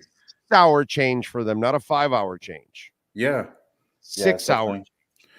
The Dolphins better pounce on it. They better pounce on it. They better jump on them early and take advantage of it. And I think there's going to be a lot of talk about the Dolphins this, Dolphins that, but I think that's going to be the edge for sure, is them getting into Germany a lot earlier.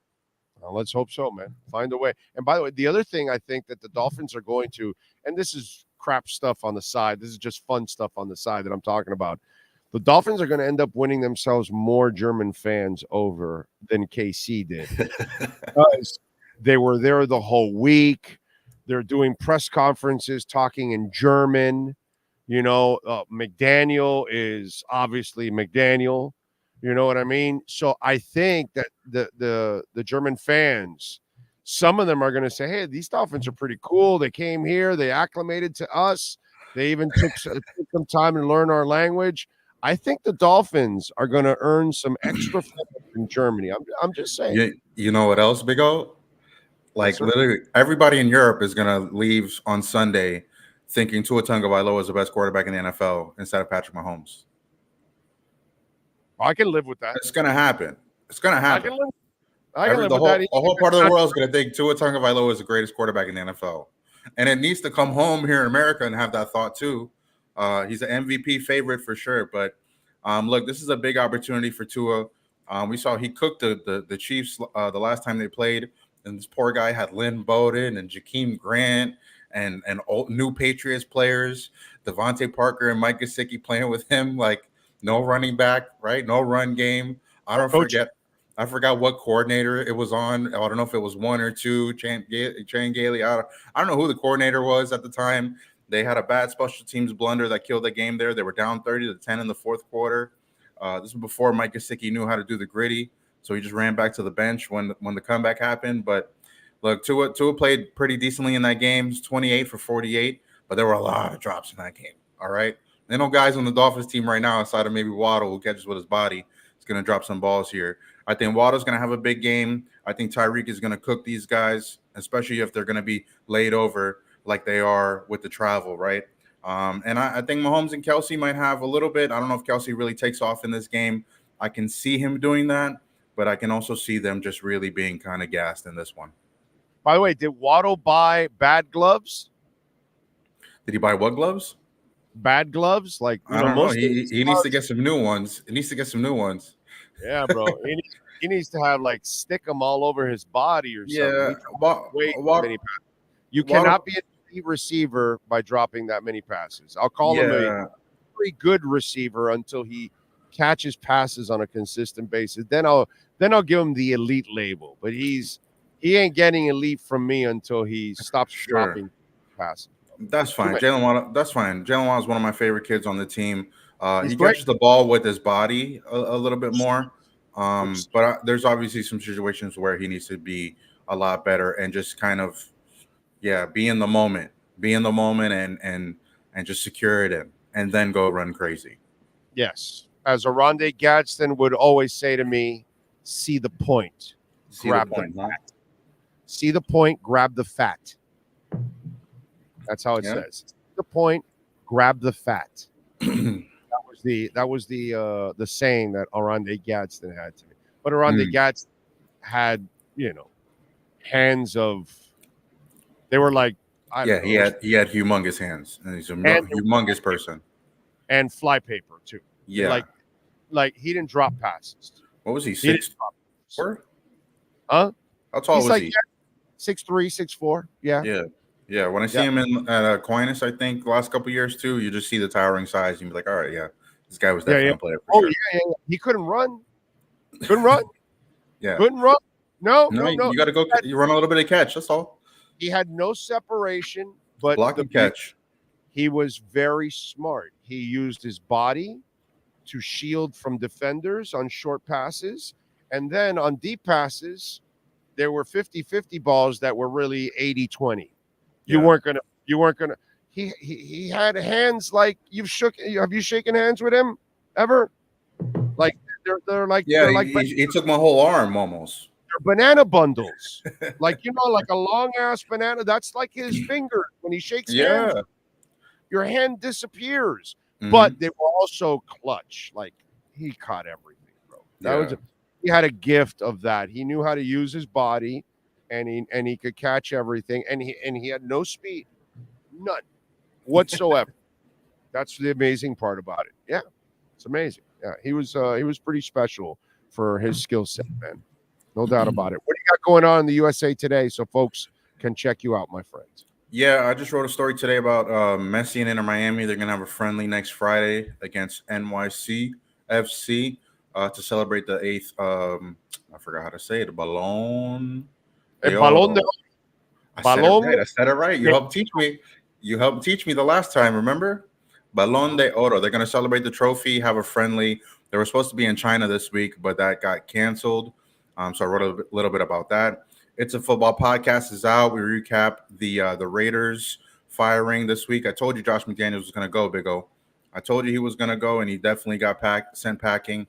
And, man, I'm on a late start today, dude. I was up late watching Wemby last night. He absolutely torched the Suns. I don't know if you watched that game, Big O. This kid is special. I did not. Yeah. Wemby definitely has skill set. I do worry about his skinny-ass body. Yeah, no, he's fine. He has so much control of his body. Dude, Devin Booker tied the game at 116 with about 6 minutes left. Wemby came in and knocked off 10 straight, and including a dagger 3 with like 4 minutes left, dude. This kid is special, man. He's fucking good. Skill. He's good. Excuse me. Yeah, no, you're fine. You're fine. You're not really on good. You're not on anything corporate owned, so you're good, bro. It's all good.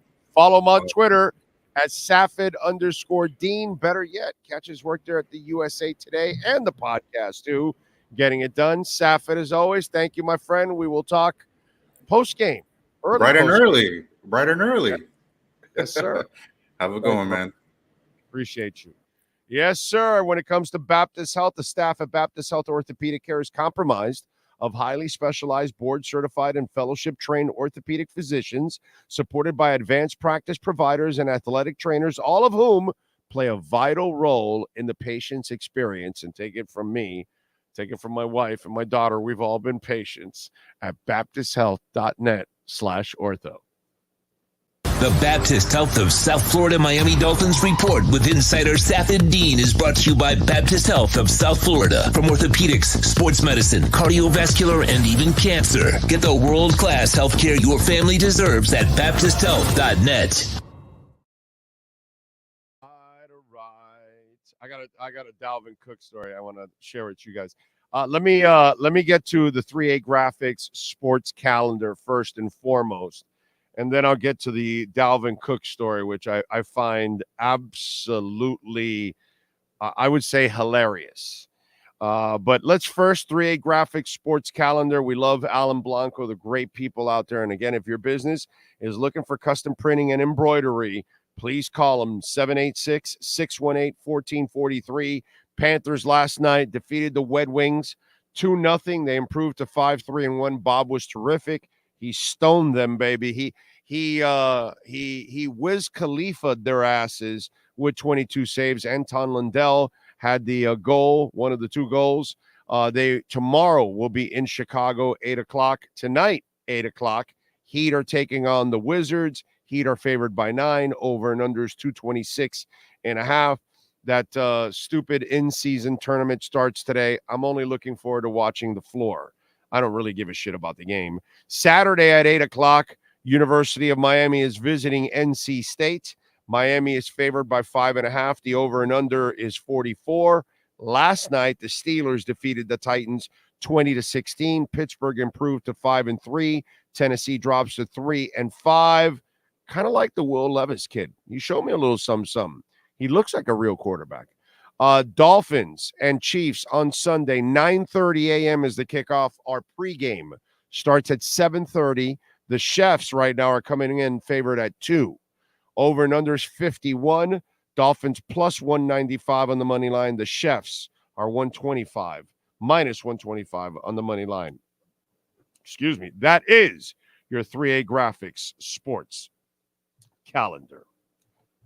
All right. So Dalvin Cook reacting to staying in New York post-trading deadline, which, by the way, the funny and hilarious part is that, look, Dalvin might look like a really nice guy, but one of the things that he has shown me throughout this entire process, that he has no sense of reality, not very bright. I have to say he's not very bright because, he thought he was going to get big money and an extension from somebody, long-term contract, be the bell cow for somebody when bell cows are falling by the wayside. That's like a dying breed called bell cow now. And thinking you were going to get a multi-year deal or thinking that you were going to get traded for and all that. And he got lucky that the Jets were incredibly stupid to listen to Aaron Rodgers and give him an $8.3 million contract, right? So he wanted to now then get traded because he didn't also realize that he's not better than Breece Hall. There's so many examples of why Dalvin Cook has no sense of reality. And this is why he was just kind of very Neanderthal-like, just thinking about running the rock and getting paid and not really understanding the real thing that's going on in football and where running backs are dissed and no longer respected, needed, or, what's it called? Let's say wanted badly. They're just serviceable pieces for your offense. He says, I guess they want me here. No, dude, they actually don't want you there. But now that you're there and they're already paying you and they can't trade you without having to chew up a whole bunch of your salary for some shitty late pick, they'll use you, dude, because they do have Michael Carter. They really don't need you. They're kind of stuck with you, bro. They don't really need you. This is all Aaron Rodgers. Take him out to dinner all the time, please. So that's my reaction. I've never been through nothing like this, so it's new to me. I didn't have a reaction, to be honest. Just means they probably want me here. Again, no, they don't. It was just a regular day for me. If anything was going to happen, I'm ready. Just like I'm ready to play. If anything for me was going to happen, just step into the new situation and be me. And so, of course, the Jets are like, well, we're going to need him. Sure, dude. Whatever you want to say. It's just, I love the fact that he has no sense of reality whatsoever. Brother, you got your money, okay? You wanted your multi-year deal and a bell cow. Well, you weren't going to get either one of those. So you settled for whoever gave you the most money. And that's it. If you're shocked that you're not playing, well, I guess you're there with some of our Dolphins that wanted to trade for you or give you big money. Hilarious, dude. Absolutely hilarious. I got a couple of other stories. Raider story I want to get into. Marlins, by the way, are making some kind of news you don't want to make.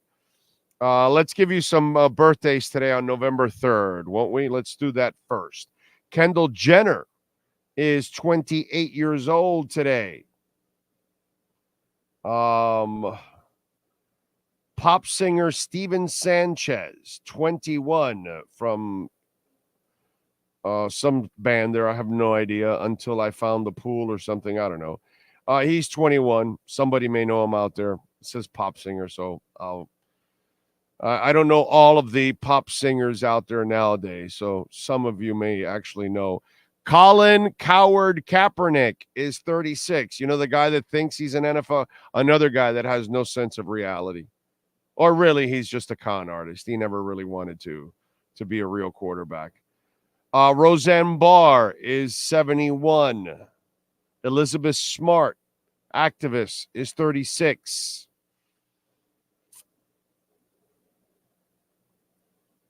Let's see. Brett Kreischer, comedian, is 50. Ian Wright, soccer player, 60. Mick Thomas from Slipknot, the guitarist, is 50 years old today. I must break you. Dolph Lundgren is 66 years old today. Those are your birthdays on November 3rd. All right, let's go with music history, right? Why don't we? Today in music history on November 3rd in 1972, James Taylor married Carly Simon at the You're So Vain singer's apartment. What a voice, Carly Simon. Wow, dude. I mean, James Taylor's a talent himself, but I got to tell you, Carly Simon, her voice is of the angels. You know, when we talk about Freddie Mercury and we talk about Barbara Streisand and we talk about like some of the more special voices that we've run into in the history of music, right, that have this incredible range. You know, Ann Wilson's another one in rock who has this incredible range.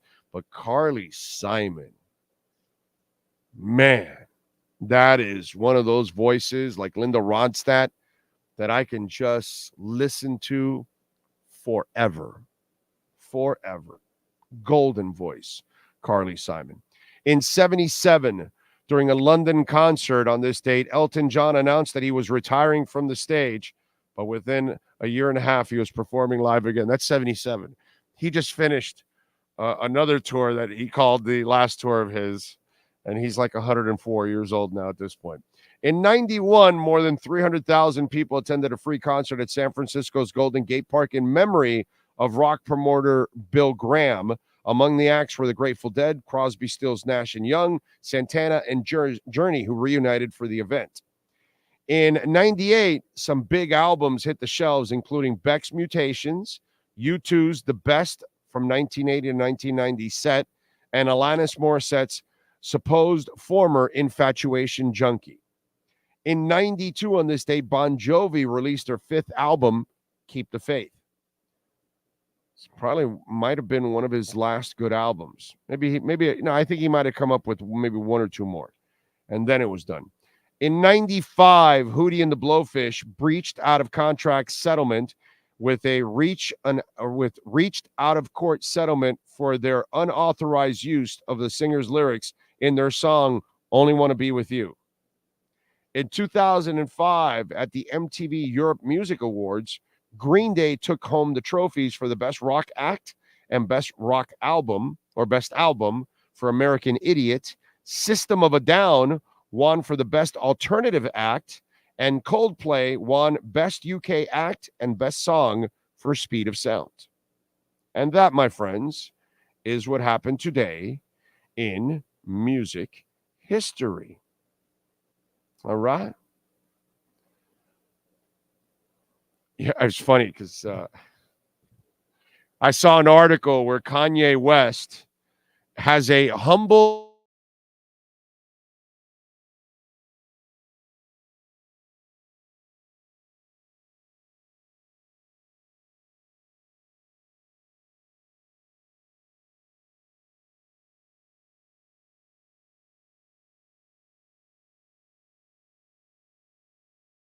but no audio because I just raised up the audio.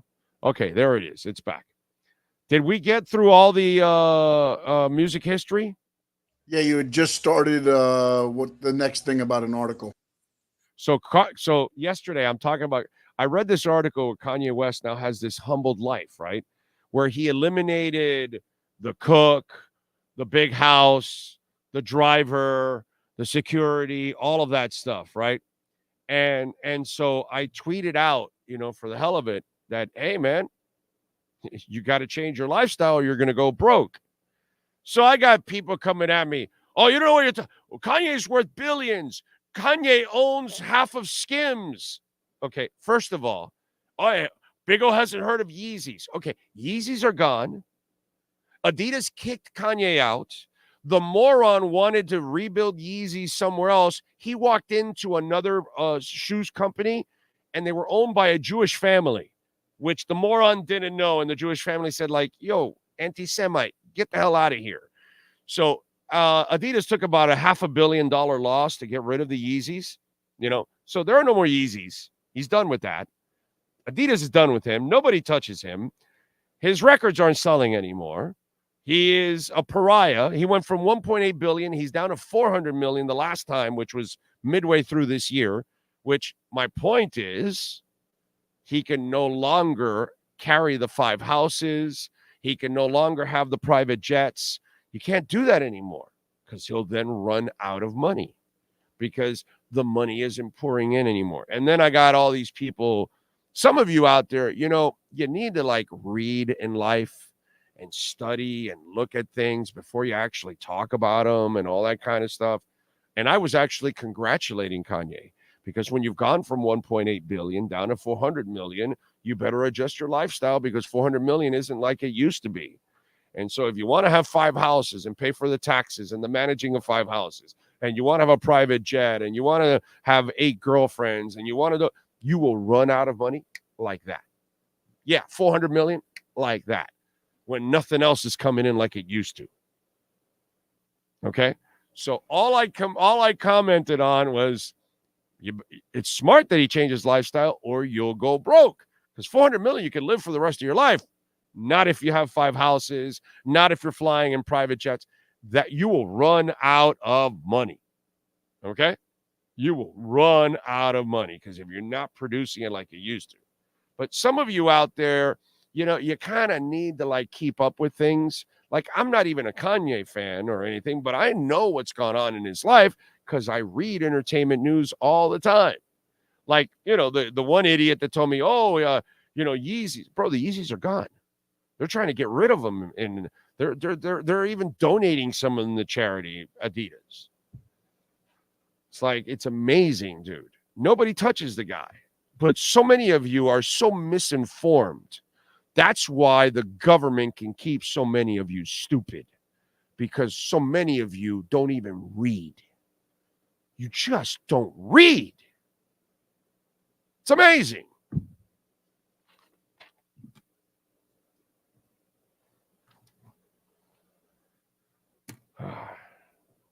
Anyway, if you get in discussions with people, just be prepared. Got to be prepared, bro. We have a new South Florida resident, Jeff Bezos. Him and fine-ass Lauren Sanchez are relocating. He's a Palmetto grad, so he is now moving back. 59-year-old and founder of Amazon is moving to Miami, and that's because his parents, also his father Miguel Bezos and his mom Jacqueline, moved back to Miami. He's a Palmetto grad of 82. So Bezos explained, I want to be close to my parents, and my fiance Lauren and I love Miami. He added that his aerospace company, Blue Origin's operations are increasingly shifting to Florida's Cape Canaveral. So he recalled his time in Seattle over the past decades, noting how the city he's lived in the longest. I have so many amazing memories here, he wrote. As exciting as a move it is, it's an emotional decision for me. Seattle, you will always have a place in my heart. But then again, if you look at Seattle or Miami, where would you want to live? It's like not even close. What's going on in Oregon, Washington, and California, why would you want to live in any of those states compared to Florida? Like, it's not even close,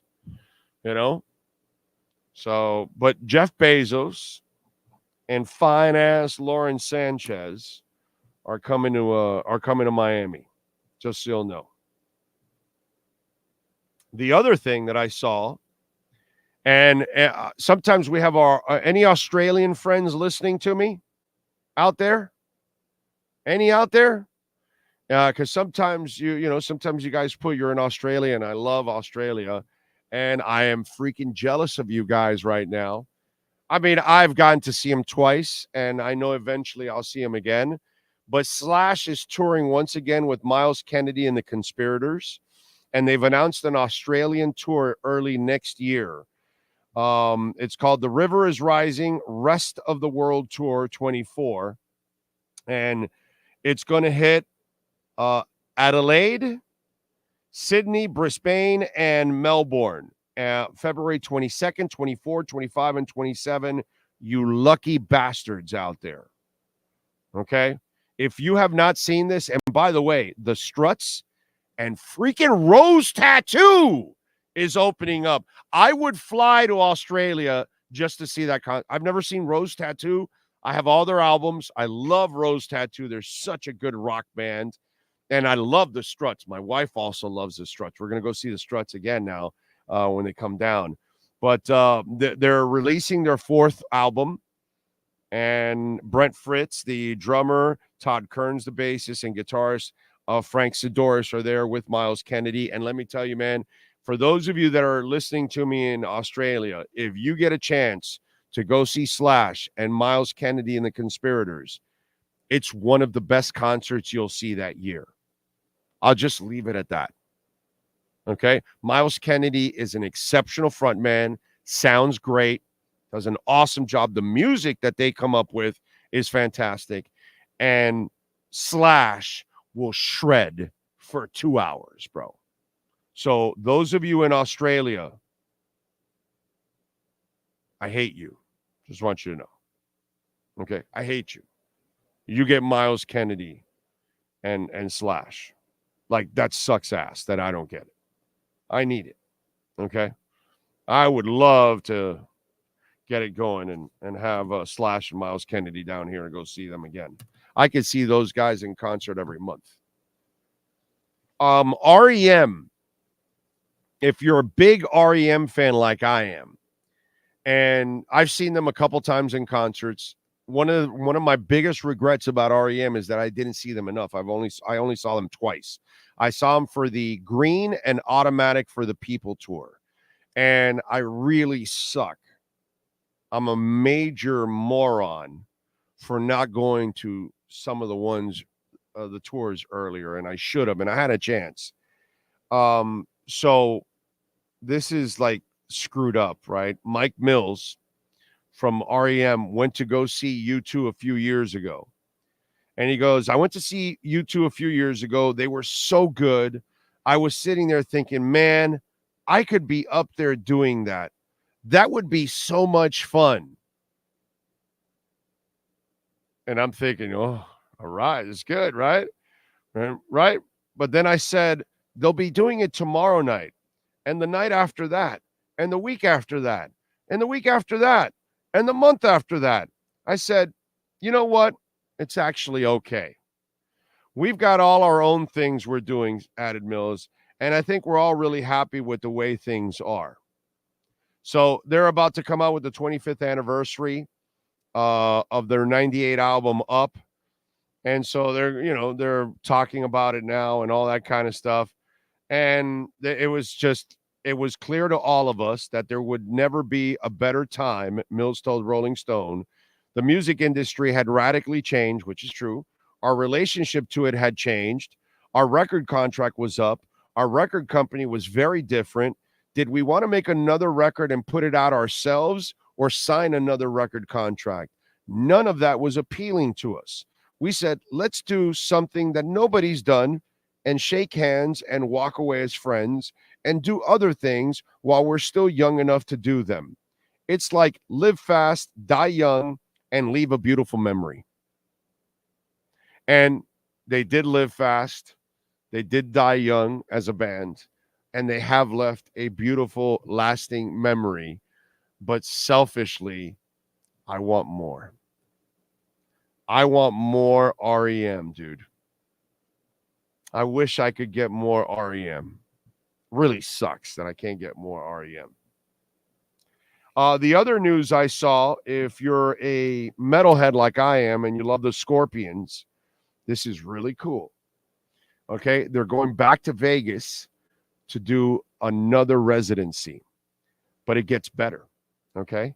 Because this time they're returning in 2024 with a new exclusive show, 40th anniversary of their iconic album, Love at First Sting. They're going to be performing the album plus all their biggest hits.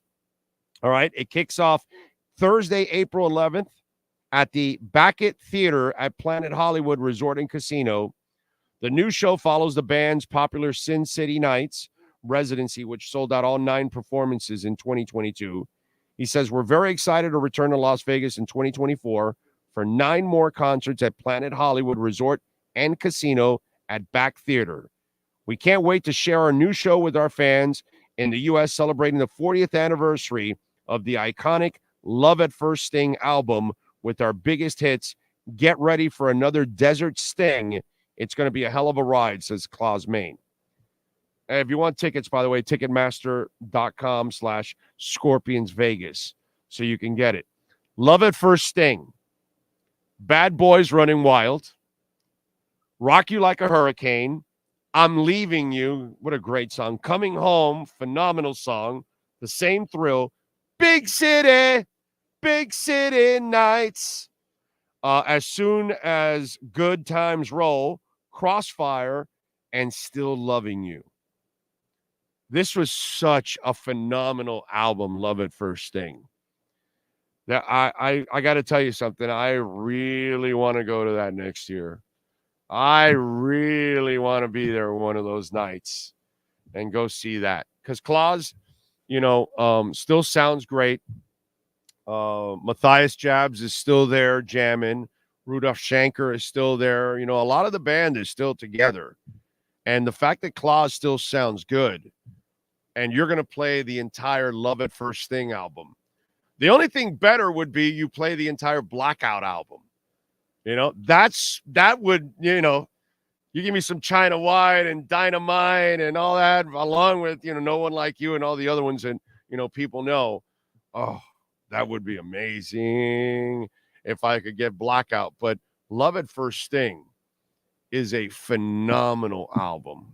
I think I will end up in Vegas for one of those shows. That is pretty good, dude. Pretty good. Let's see. Mental illness is real for celebs and fans. Yeah, no, Kanye's completely lost it. Yeah. Read, what is that? Well, no doubt. Apparently, a lot of people don't read and a lot of people don't keep up with shit. That's the thing. George says, Big O, look at the bright side. You get Miami and our Super Bowl contending Dolphins. Just saying. There you go. That's why Bezos and Lawrence Sanchez are coming, because they know the Super Bowl is coming here. Just got Creed 3 Doors Down. That's good. And I think that's going to be a good show. I talked about that the other day. Super V says, Big O, hello. I just tuned in and I was wondering if you mentioned that former NBA player Joe Smith. Yes, I have not mentioned that. Joe Smith, his wife, I think, or longtime girlfriend, I'm not exactly sure. She's a former porn star. And so apparently, to me, this is all a rig. I think they want to get an adult, what's it called, a reality show going. So she apparently has an OnlyFans account. It's all over social media. And Joe Smith is all pissed off because he just found out that she was doing an OnlyFans account. And she's like, well, when you married me, you know who I was and all that. And so, whatever. It just seemed to me like it was a rig. And it seems like they're searching for a reality show. And so they want to see if somebody bites and wants to give them a reality show. Because think about this. If you're so disgusted that you are with this woman and then she has an OnlyFans where she's showing off, her wares to people and you don't know about it, isn't that divorce already? Right? So the fact that you're arguing about it's just Super V to me. I haven't used it on the show. I know about it. It's locked in there and I get it, but yeah, not something that I just think it's a rig. That's all. I think they're playing for the cameras and trying to get a reality show. Joe Smith is nothing at this point, doing nothing. And she's probably not doing anything since she just used to bang guys for a living. And so there we go. Miguel. Are you related to the guy from the Marlins, Victor? Anyway, Scorpions are one of my favorite bands. Nice job by you. Were you going to say something, Sean? No? Okay. Brett Dodger, Big O, not only Carly Simon's great voice back then, but that mouth. Yeah, she had an enormous mouth. Yes. Tony Zags, Big O is right, as always. It's time to trade Jimmy Butler. Happy Friday. Go Fins. It was time to trade Jimmy Butler before, bro. But whatever. Stain's new album is awesome, Big O. I haven't heard it yet. I got to check it out. I like Stained. Speaking of REM, Peter Buck is similar to Johnny Marrs. His guitar playing defines the band. Oh, hell yeah. Yes, definitely. Peter Buck is amazing. That band was awesome. The lyrics, everything, the music was just so phenomenal. Cap for Life. Confessions of the Fallen, great album. Oh, yes, sir. Emilio, what are your comments on the hockey player that died with the opponent seemed to slash his throat? But I don't think it was on purpose. It was just a mistake, like it happened to a Panther player. We talked about that. It's just a sad story, dude. You know, it's terrible. He's 29, I think. Super young. Joel says, Big O, why haven't the Dolphins gone back to the throwback uniforms the fans, players want? It don't make sense. Now, somebody brought something up the other day that I didn't think about, and I think that was a good thing, that you're still taking advantage of the best of both worlds. You're keeping the shitty whale out there. People are buying the shitty whale because I see people wearing all kinds of shitty whale stuff. And then you can keep the throwback and throw it out there, and people will still buy it and suck it up. So it keeps you with both. But if you go back only to the original, right, then nobody will ever buy the whale again. It'll die like if it beached itself. Let's see. Big O, listening late. I am not sure if you announced a possible pregame show. No, tomorrow morning. So we'll be in studio, unfortunately. I was hoping, I'm short notice. I know we could probably get people to go out there because there aren't a lot of places to go. Cap for Life is in. Duran, he loves. Chris Daughtry, Big O. Chris from upstate New York. Williams and Armstead back hopefully this week. Can we say big Tua time against the Chiefs? I think he's going to have a great game. Another Chargers type game. Fins up. I'm picking Miami, man. I think Miami's going to win this week. I really do. I think they're primed right now because of their defense. I think their defense is going to step up and play much better in these kind of games. Big O, did you ever see Metallica with Cliff Burton on bass? No, sir, I did not. What is the deal with the in-season tournament? It's garbage, Ryan. It's some kind of rig to try to see if they can create some kind of interest in regular season basketball when they don't care about regular season basketball and they won't care about an in-game tournament. It's garbage. Would you say you know more about music or football?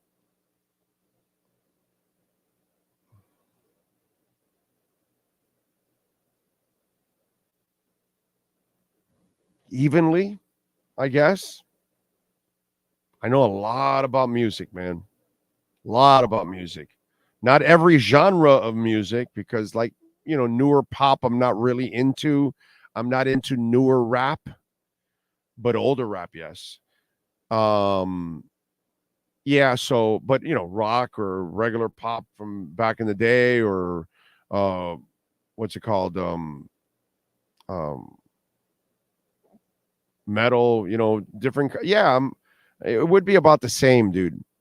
It would be about this because they're both like enormous passions of mine. So I would say both are pretty equal, if anything, because I kind of live, eat, and breathe both. Panthers are getting back on track. Yeah, no, Panthers are playing. No, the Panthers give a shit about the regular season. The Heat don't, but the Panthers do.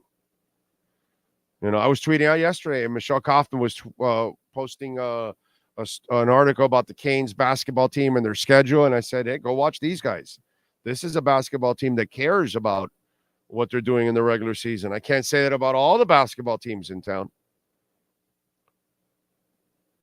Saw REM with Driving and Crying in Charlotte 1989 tour. Good for you. Just a Dolphin in Hawaii before Tua became our QB. Now because of Tua, I get to watch the majority of Dolphins games. Oh, that's cool. That's right. They should carry Dolphins games in Hawaii. Yeah, that makes sense. That would be like, if you're not carrying the Dolphins in Hawaii every week, I would imagine that state goes freaking nuts. Like, what the hell are you people doing, right? Chad Smith plays 30 Seconds to Mars in legendary status, 7.1 million views drummed. You could go back to the original unis, but have a cool special occasion uni, maybe neon colors. I don't know, but that theory that person floated was pretty good.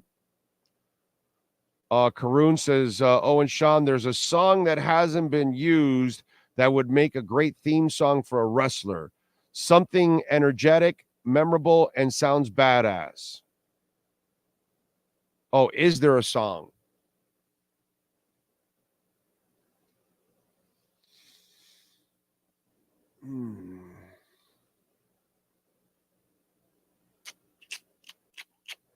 Trying to think of a song that you could use.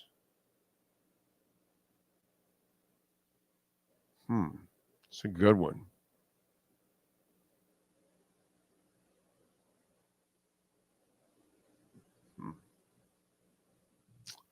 Got to think about that.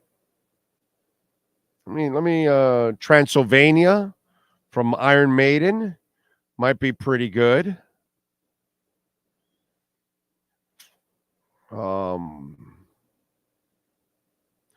Shit. Why not Black Sabbath? Black Sabbath. What is this that stands before me? Yeah. Oh man, Figure in Black. What was it? Which points at me or something like that, or whatever. I'm trying to remember the lyrics. I think Black Sabbath would be a pretty good entry song. You have no idea what the hell I'm talking about, Sean, because you're not a metalhead. But Black Sabbath. I got to tell you, play that, Sean. The song is called Black Sabbath by Black Sabbath. It's from their first album. That might not be a bad one right there to use. Okay. Let's see. Big O, give Mother Earth a listen. Canadians 90s rock band. Mother Earth. Okay. I'll check it out. That was a great question. Dougley Durong and Big O post game collab. Whenever he wants to do it, I sent him actually a note the other day. I'm with you trading Butler. Well, dude, this is not now. I want to trade him before. And it just gets harder now to trade him. Because as you're looking older and there's 100 and something million left. So really, he needs to kind of play well here, and then you move him to Philadelphia. Philadelphia might be the stupid team that will do it. So, yeah. Big O, if the Dolphins win the Super Bowl, what is the first song you're playing?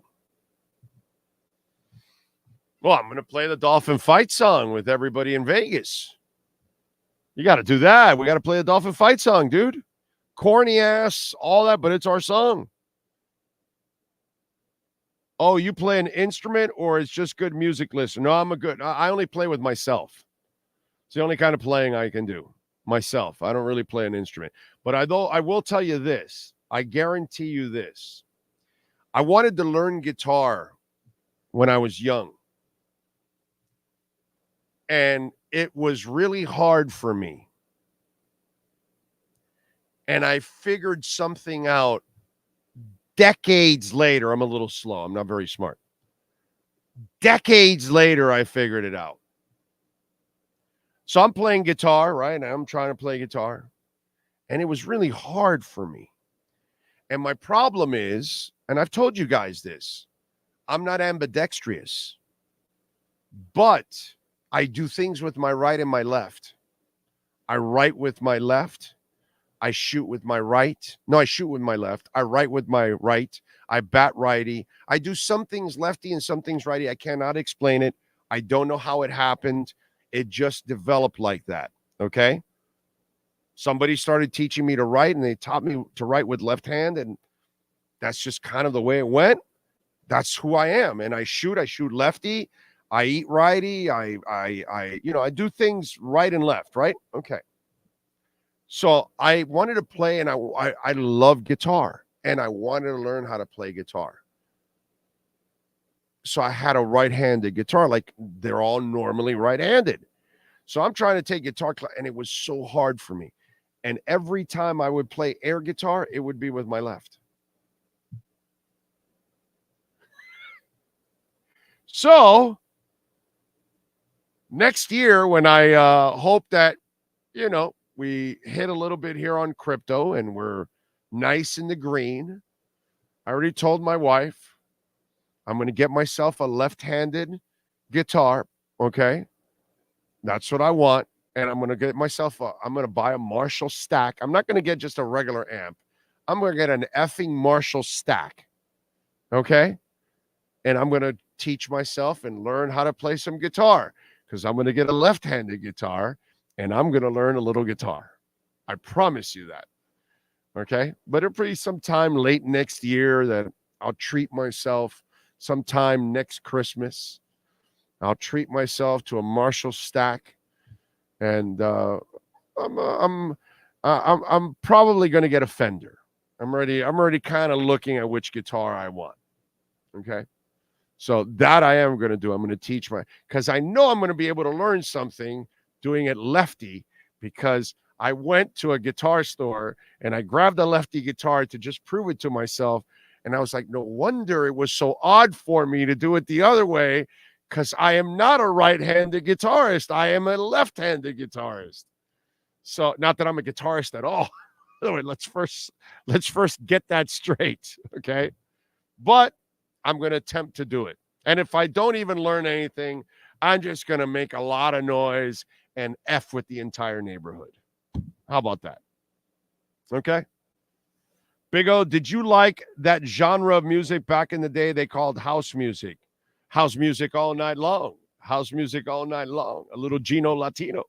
No, I not really. I mean, all right, but not really. I wasn't getting too much into it. I kind of know about it, know some of it, but yeah. Like Cold Cut, I remember from they did a little house music. That Gino Latino song, all that kind of stuff was back in those days.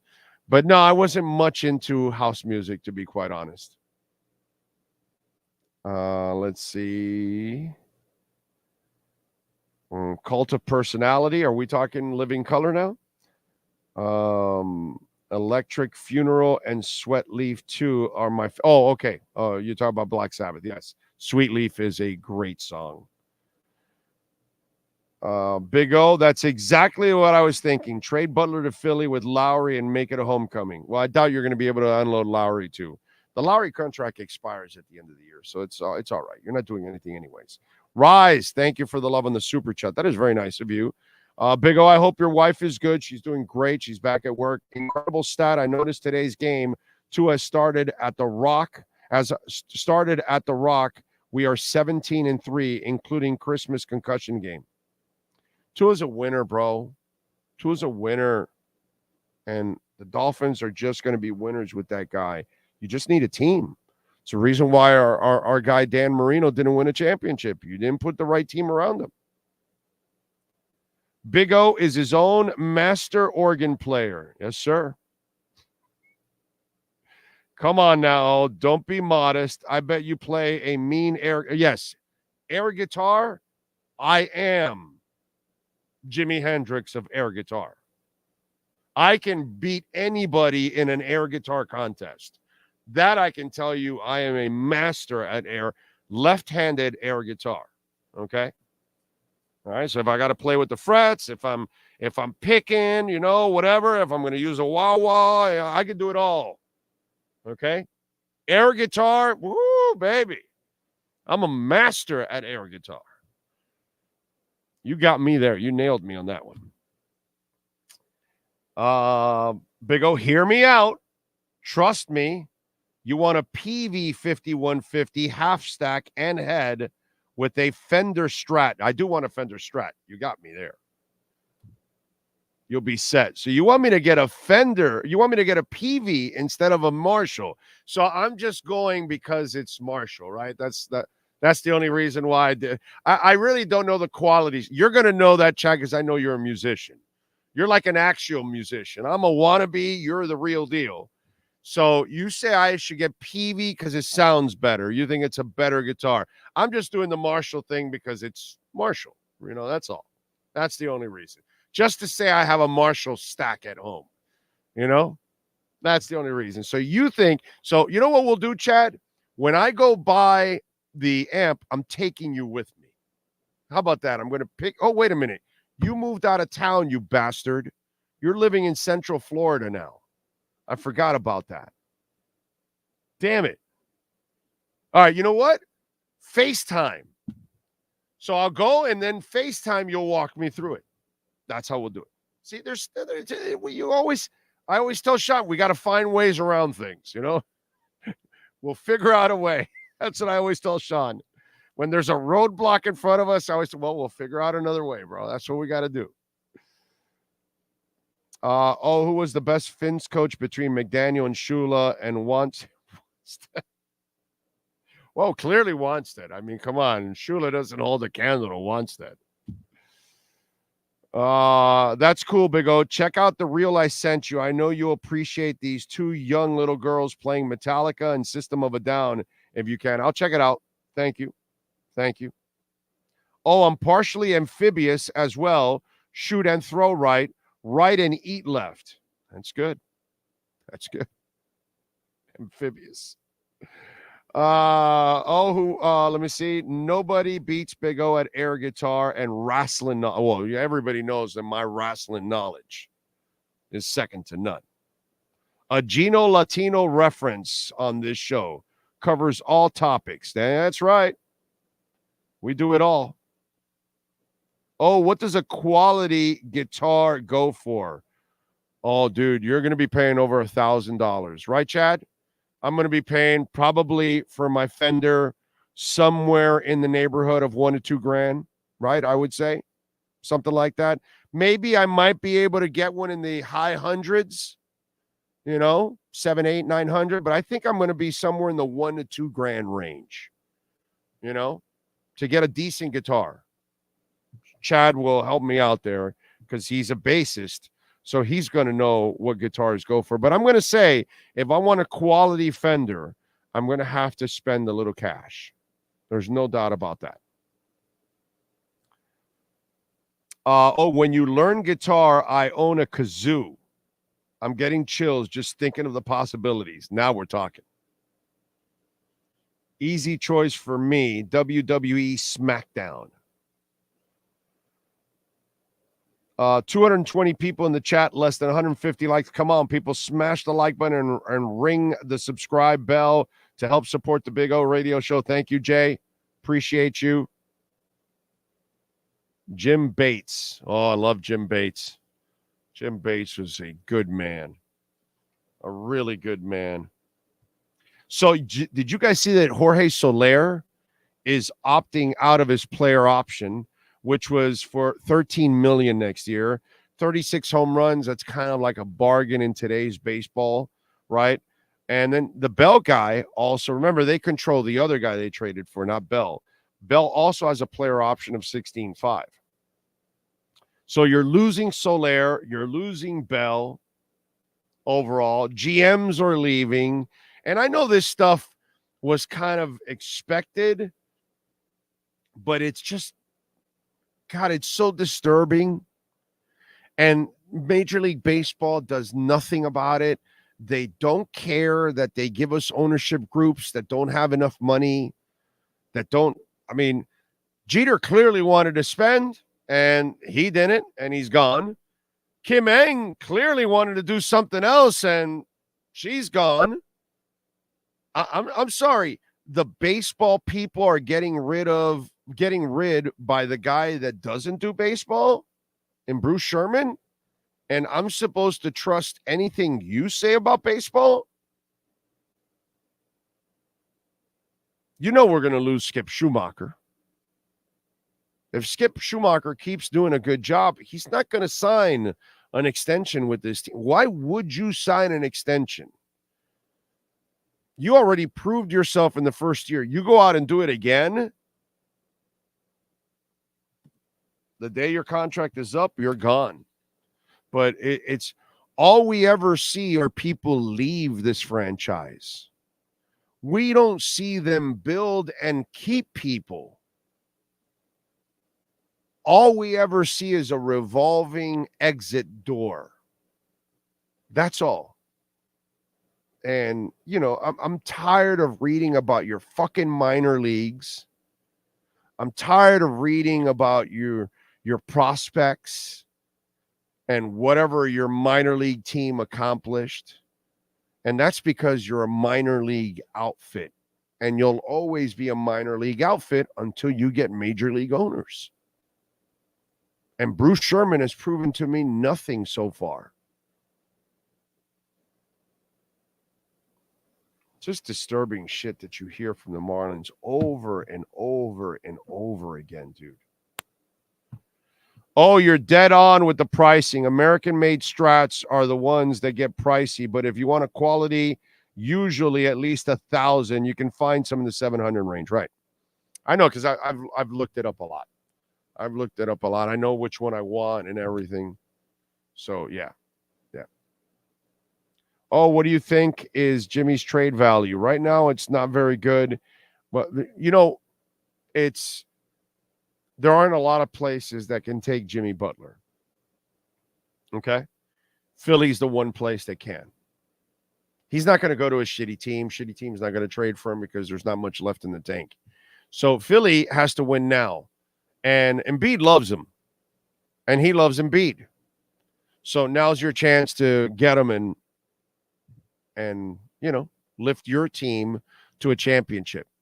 And you have maybe a 1 to 2 year window with him at most, because you know that body's breaking down and he's running out of gas.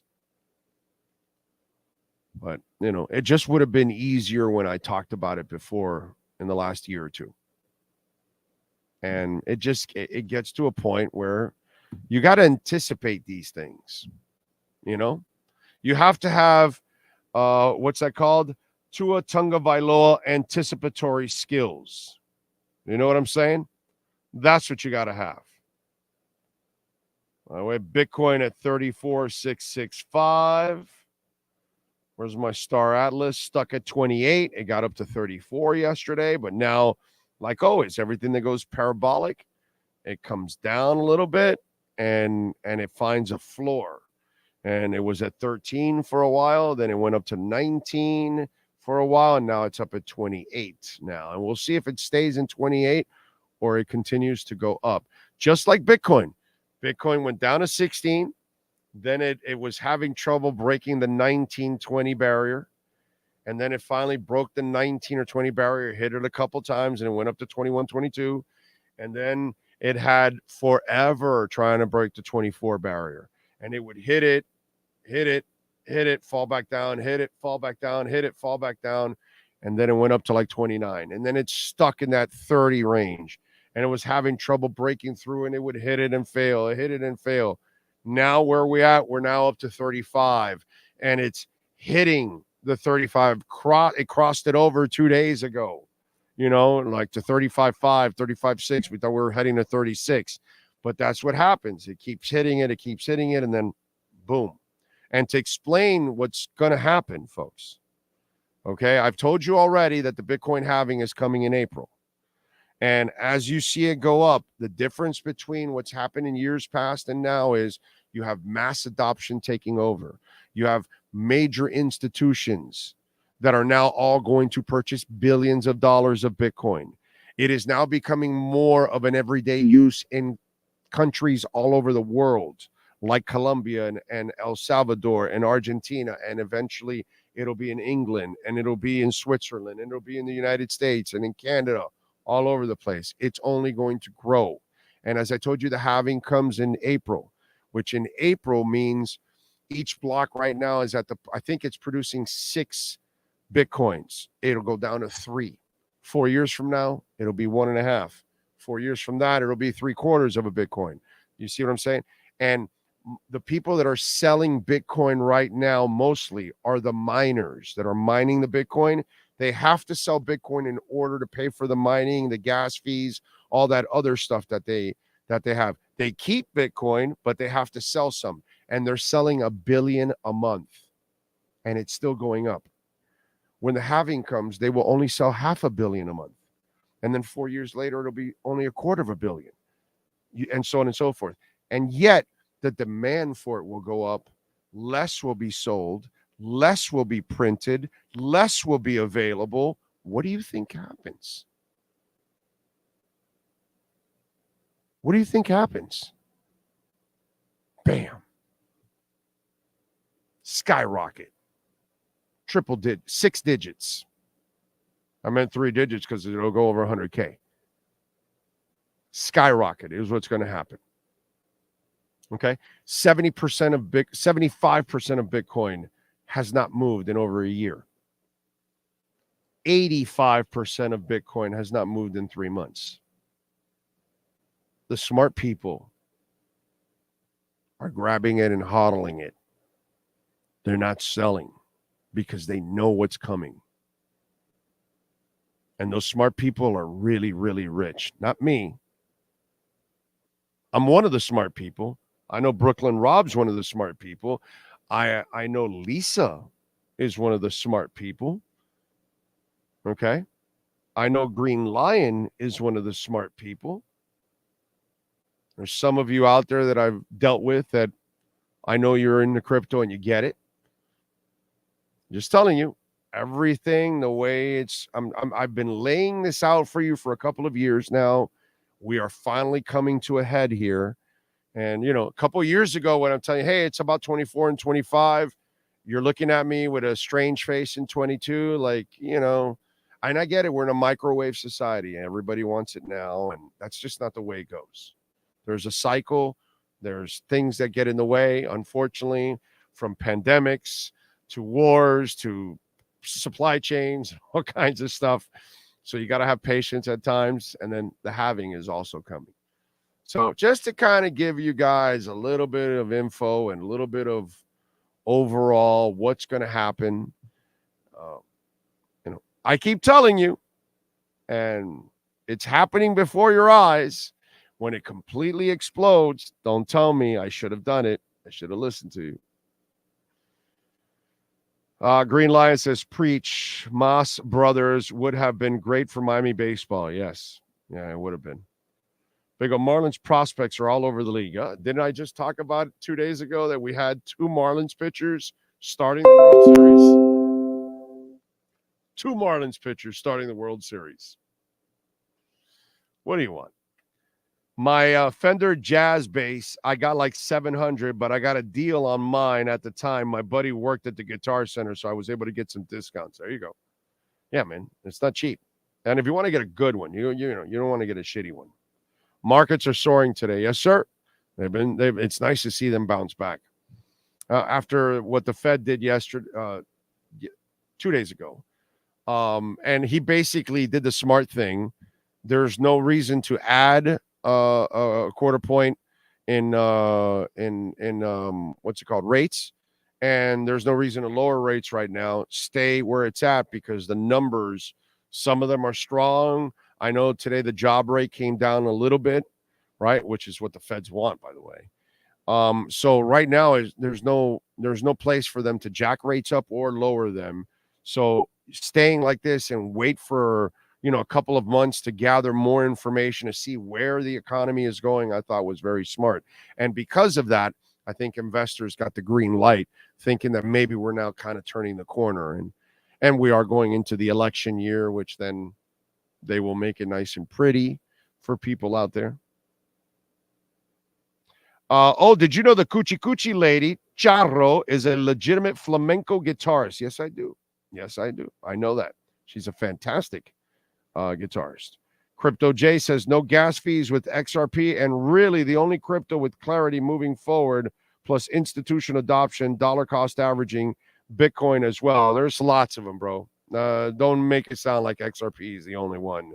There's lots of great coins moving forward. And XRP is not even close to being in the top, my brother. But I get it. You're a huge XRP guy, and that's fine. But, XRP will do fantastic and all of that, but let's not make it sound like XRP is the best. When I hear that, then I know that you're too much of a fan of one coin. And by the way, there is nothing like Bitcoin. Nothing will be compared to Bitcoin. Bitcoin is the only one, listen to me, pay attention to what I'm about to tell you. Bitcoin is the only one that will continue in an upward trajectory for the rest of its existence. Everyone else will have a top, and most will then crash and come back down. So the only one that will go on a perpetual climb will be Bitcoin. Why? There is no competition. XRP has lumens. Ethereum has Polkadot, Solana, Cardano, Avalanche. There's lots of blockchains. There's lots of L1s. There's lots of L2s. I'm going to be confusing a lot of you when I'm going into all of this stuff, but there is no competition for Bitcoin. There's only one. So do not kid yourselves. You buy Ethereum to eventually sell it. You buy XRP to eventually sell it. You're not keeping it like fucking luggage. Okay? So let's get smart here. You're selling your Polygon. You're selling your Ethereum. You're selling, anything and everything that you're buying. Eventually, you will sell it. You will not hold it for life. Bitcoin, you will hold for life. Okay? No competition for one, competition for everybody else. RSR competes with lumens and competes with XRP in a much smaller fashion or whatever. They're nothing on the whole thing, but it is what it is. Even Chainlink, who is the dominant force in all of crypto, because when it comes to oracles, everybody uses Chainlink. But there's other oracles that are trying to gain ground in that move. Nobody's catching up to Bitcoin. Nobody comes close to Bitcoin. Nobody has the power of Bitcoin. It's the most secure network there is in the world. And it's the only one that its value only will go up because of its scarcity. More XRPs can be printed. You do know that, right? You do know that, right? They can print more XRPs. So, facts are very, very important in all of this. Okay?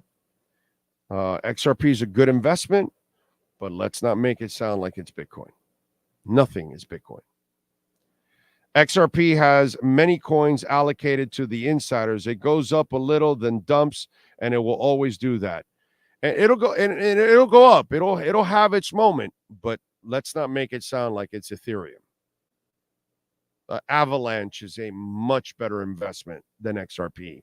Cosmos is a much better investment than XRP. Solana is a much better investment than and Solana has a lot of problems because it's had all kinds of network issues, and yet it bounces back strong. It is one resilient coin.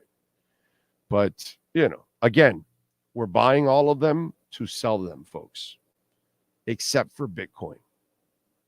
That's the only one that if you can keep it, hold on to it, because put it this way. Just saw this. Let me give you another, this is really good. I hope you appreciate this stuff. I really do, but I want to give you guys something here before I go. This is very, very, very, very, very, very, very important. I can't tell you how important this is, because I want to show you what's going on around the world, and it will happen here. It will happen everywhere, because unfortunately, this is what they end up doing. There's a bank in Switzerland already that is now, in order for them to avoid, here we go. Oh, no, that's not the one. That's another one. It's kind of funny too. I gotta find this for you guys because this is so important.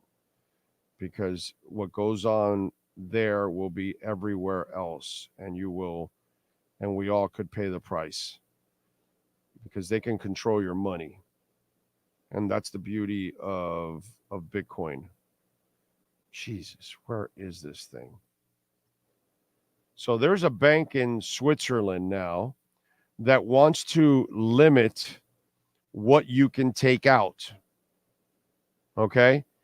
Just in case there's a bank run, if you have 50,000 in the bank or $5 in the bank or 500 in the bank, your right should be you should be able to walk into that bank and take every penny out and close the account if you feel like it, because that's your money. Correct? Right? But there's a bank now and this is going to start in other places because we've had bank runs already around the world, and it has shut down banks because they don't have the money. Okay? And there's a bank in Switzerland that now wants to protect itself from bank runs.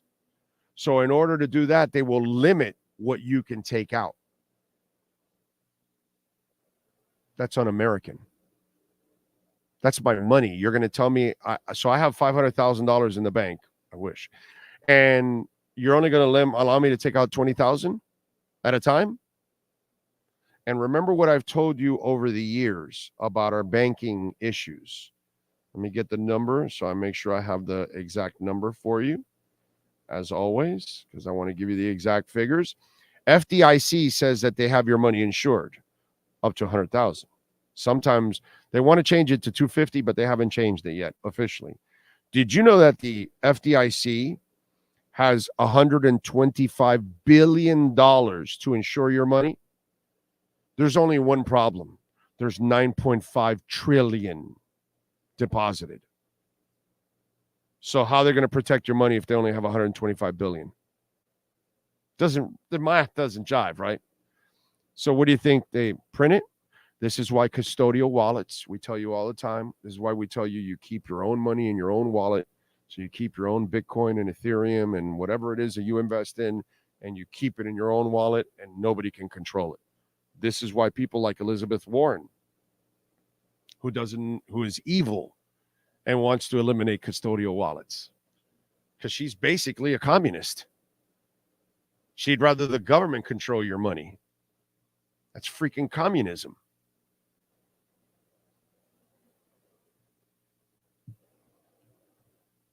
So we can't put our money in the banks because the banks are now going to limit what we can take out, like they have all over the world. It's my money. Well, how can you tell me I can't have my money? The world is changing. The world is changing drastically, and it's not looking out for you. I'm looking out for you. Okay? I'm looking out for you. Please learn about the blockchain. Please learn about crypto. Please learn about decentralized financing. Please learn about it, because your life is going to revolve all around the blockchain, just like it did with the internet, because the blockchain is the secured internet. That's the difference. Please learn about it. You will live it. Okay? All right, we thank Cameron Wolf. We thank Anthony Chang. We thank Safid Deen. We thank, of course, the man, the myth, the legend that is Sean Stanley. Nobody better than Sean Stanley. He is a happy camper. He was really happy last night. According to Lisa, he was just like a really happy kid yesterday with all the presents he got, in his birthday. So he was a happy man. And so he will enjoy himself this weekend with all his presents. Specifically one. Anyway, we will see you all Saturday night, post game, UM Virginia. Yeah, my crazy ass is doing it. And then we'll be back on Sunday morning to get you ready for the Dolphins and the Kansas City Chiefs live from Alemania. We'll see you all same time, same place, same bat channel.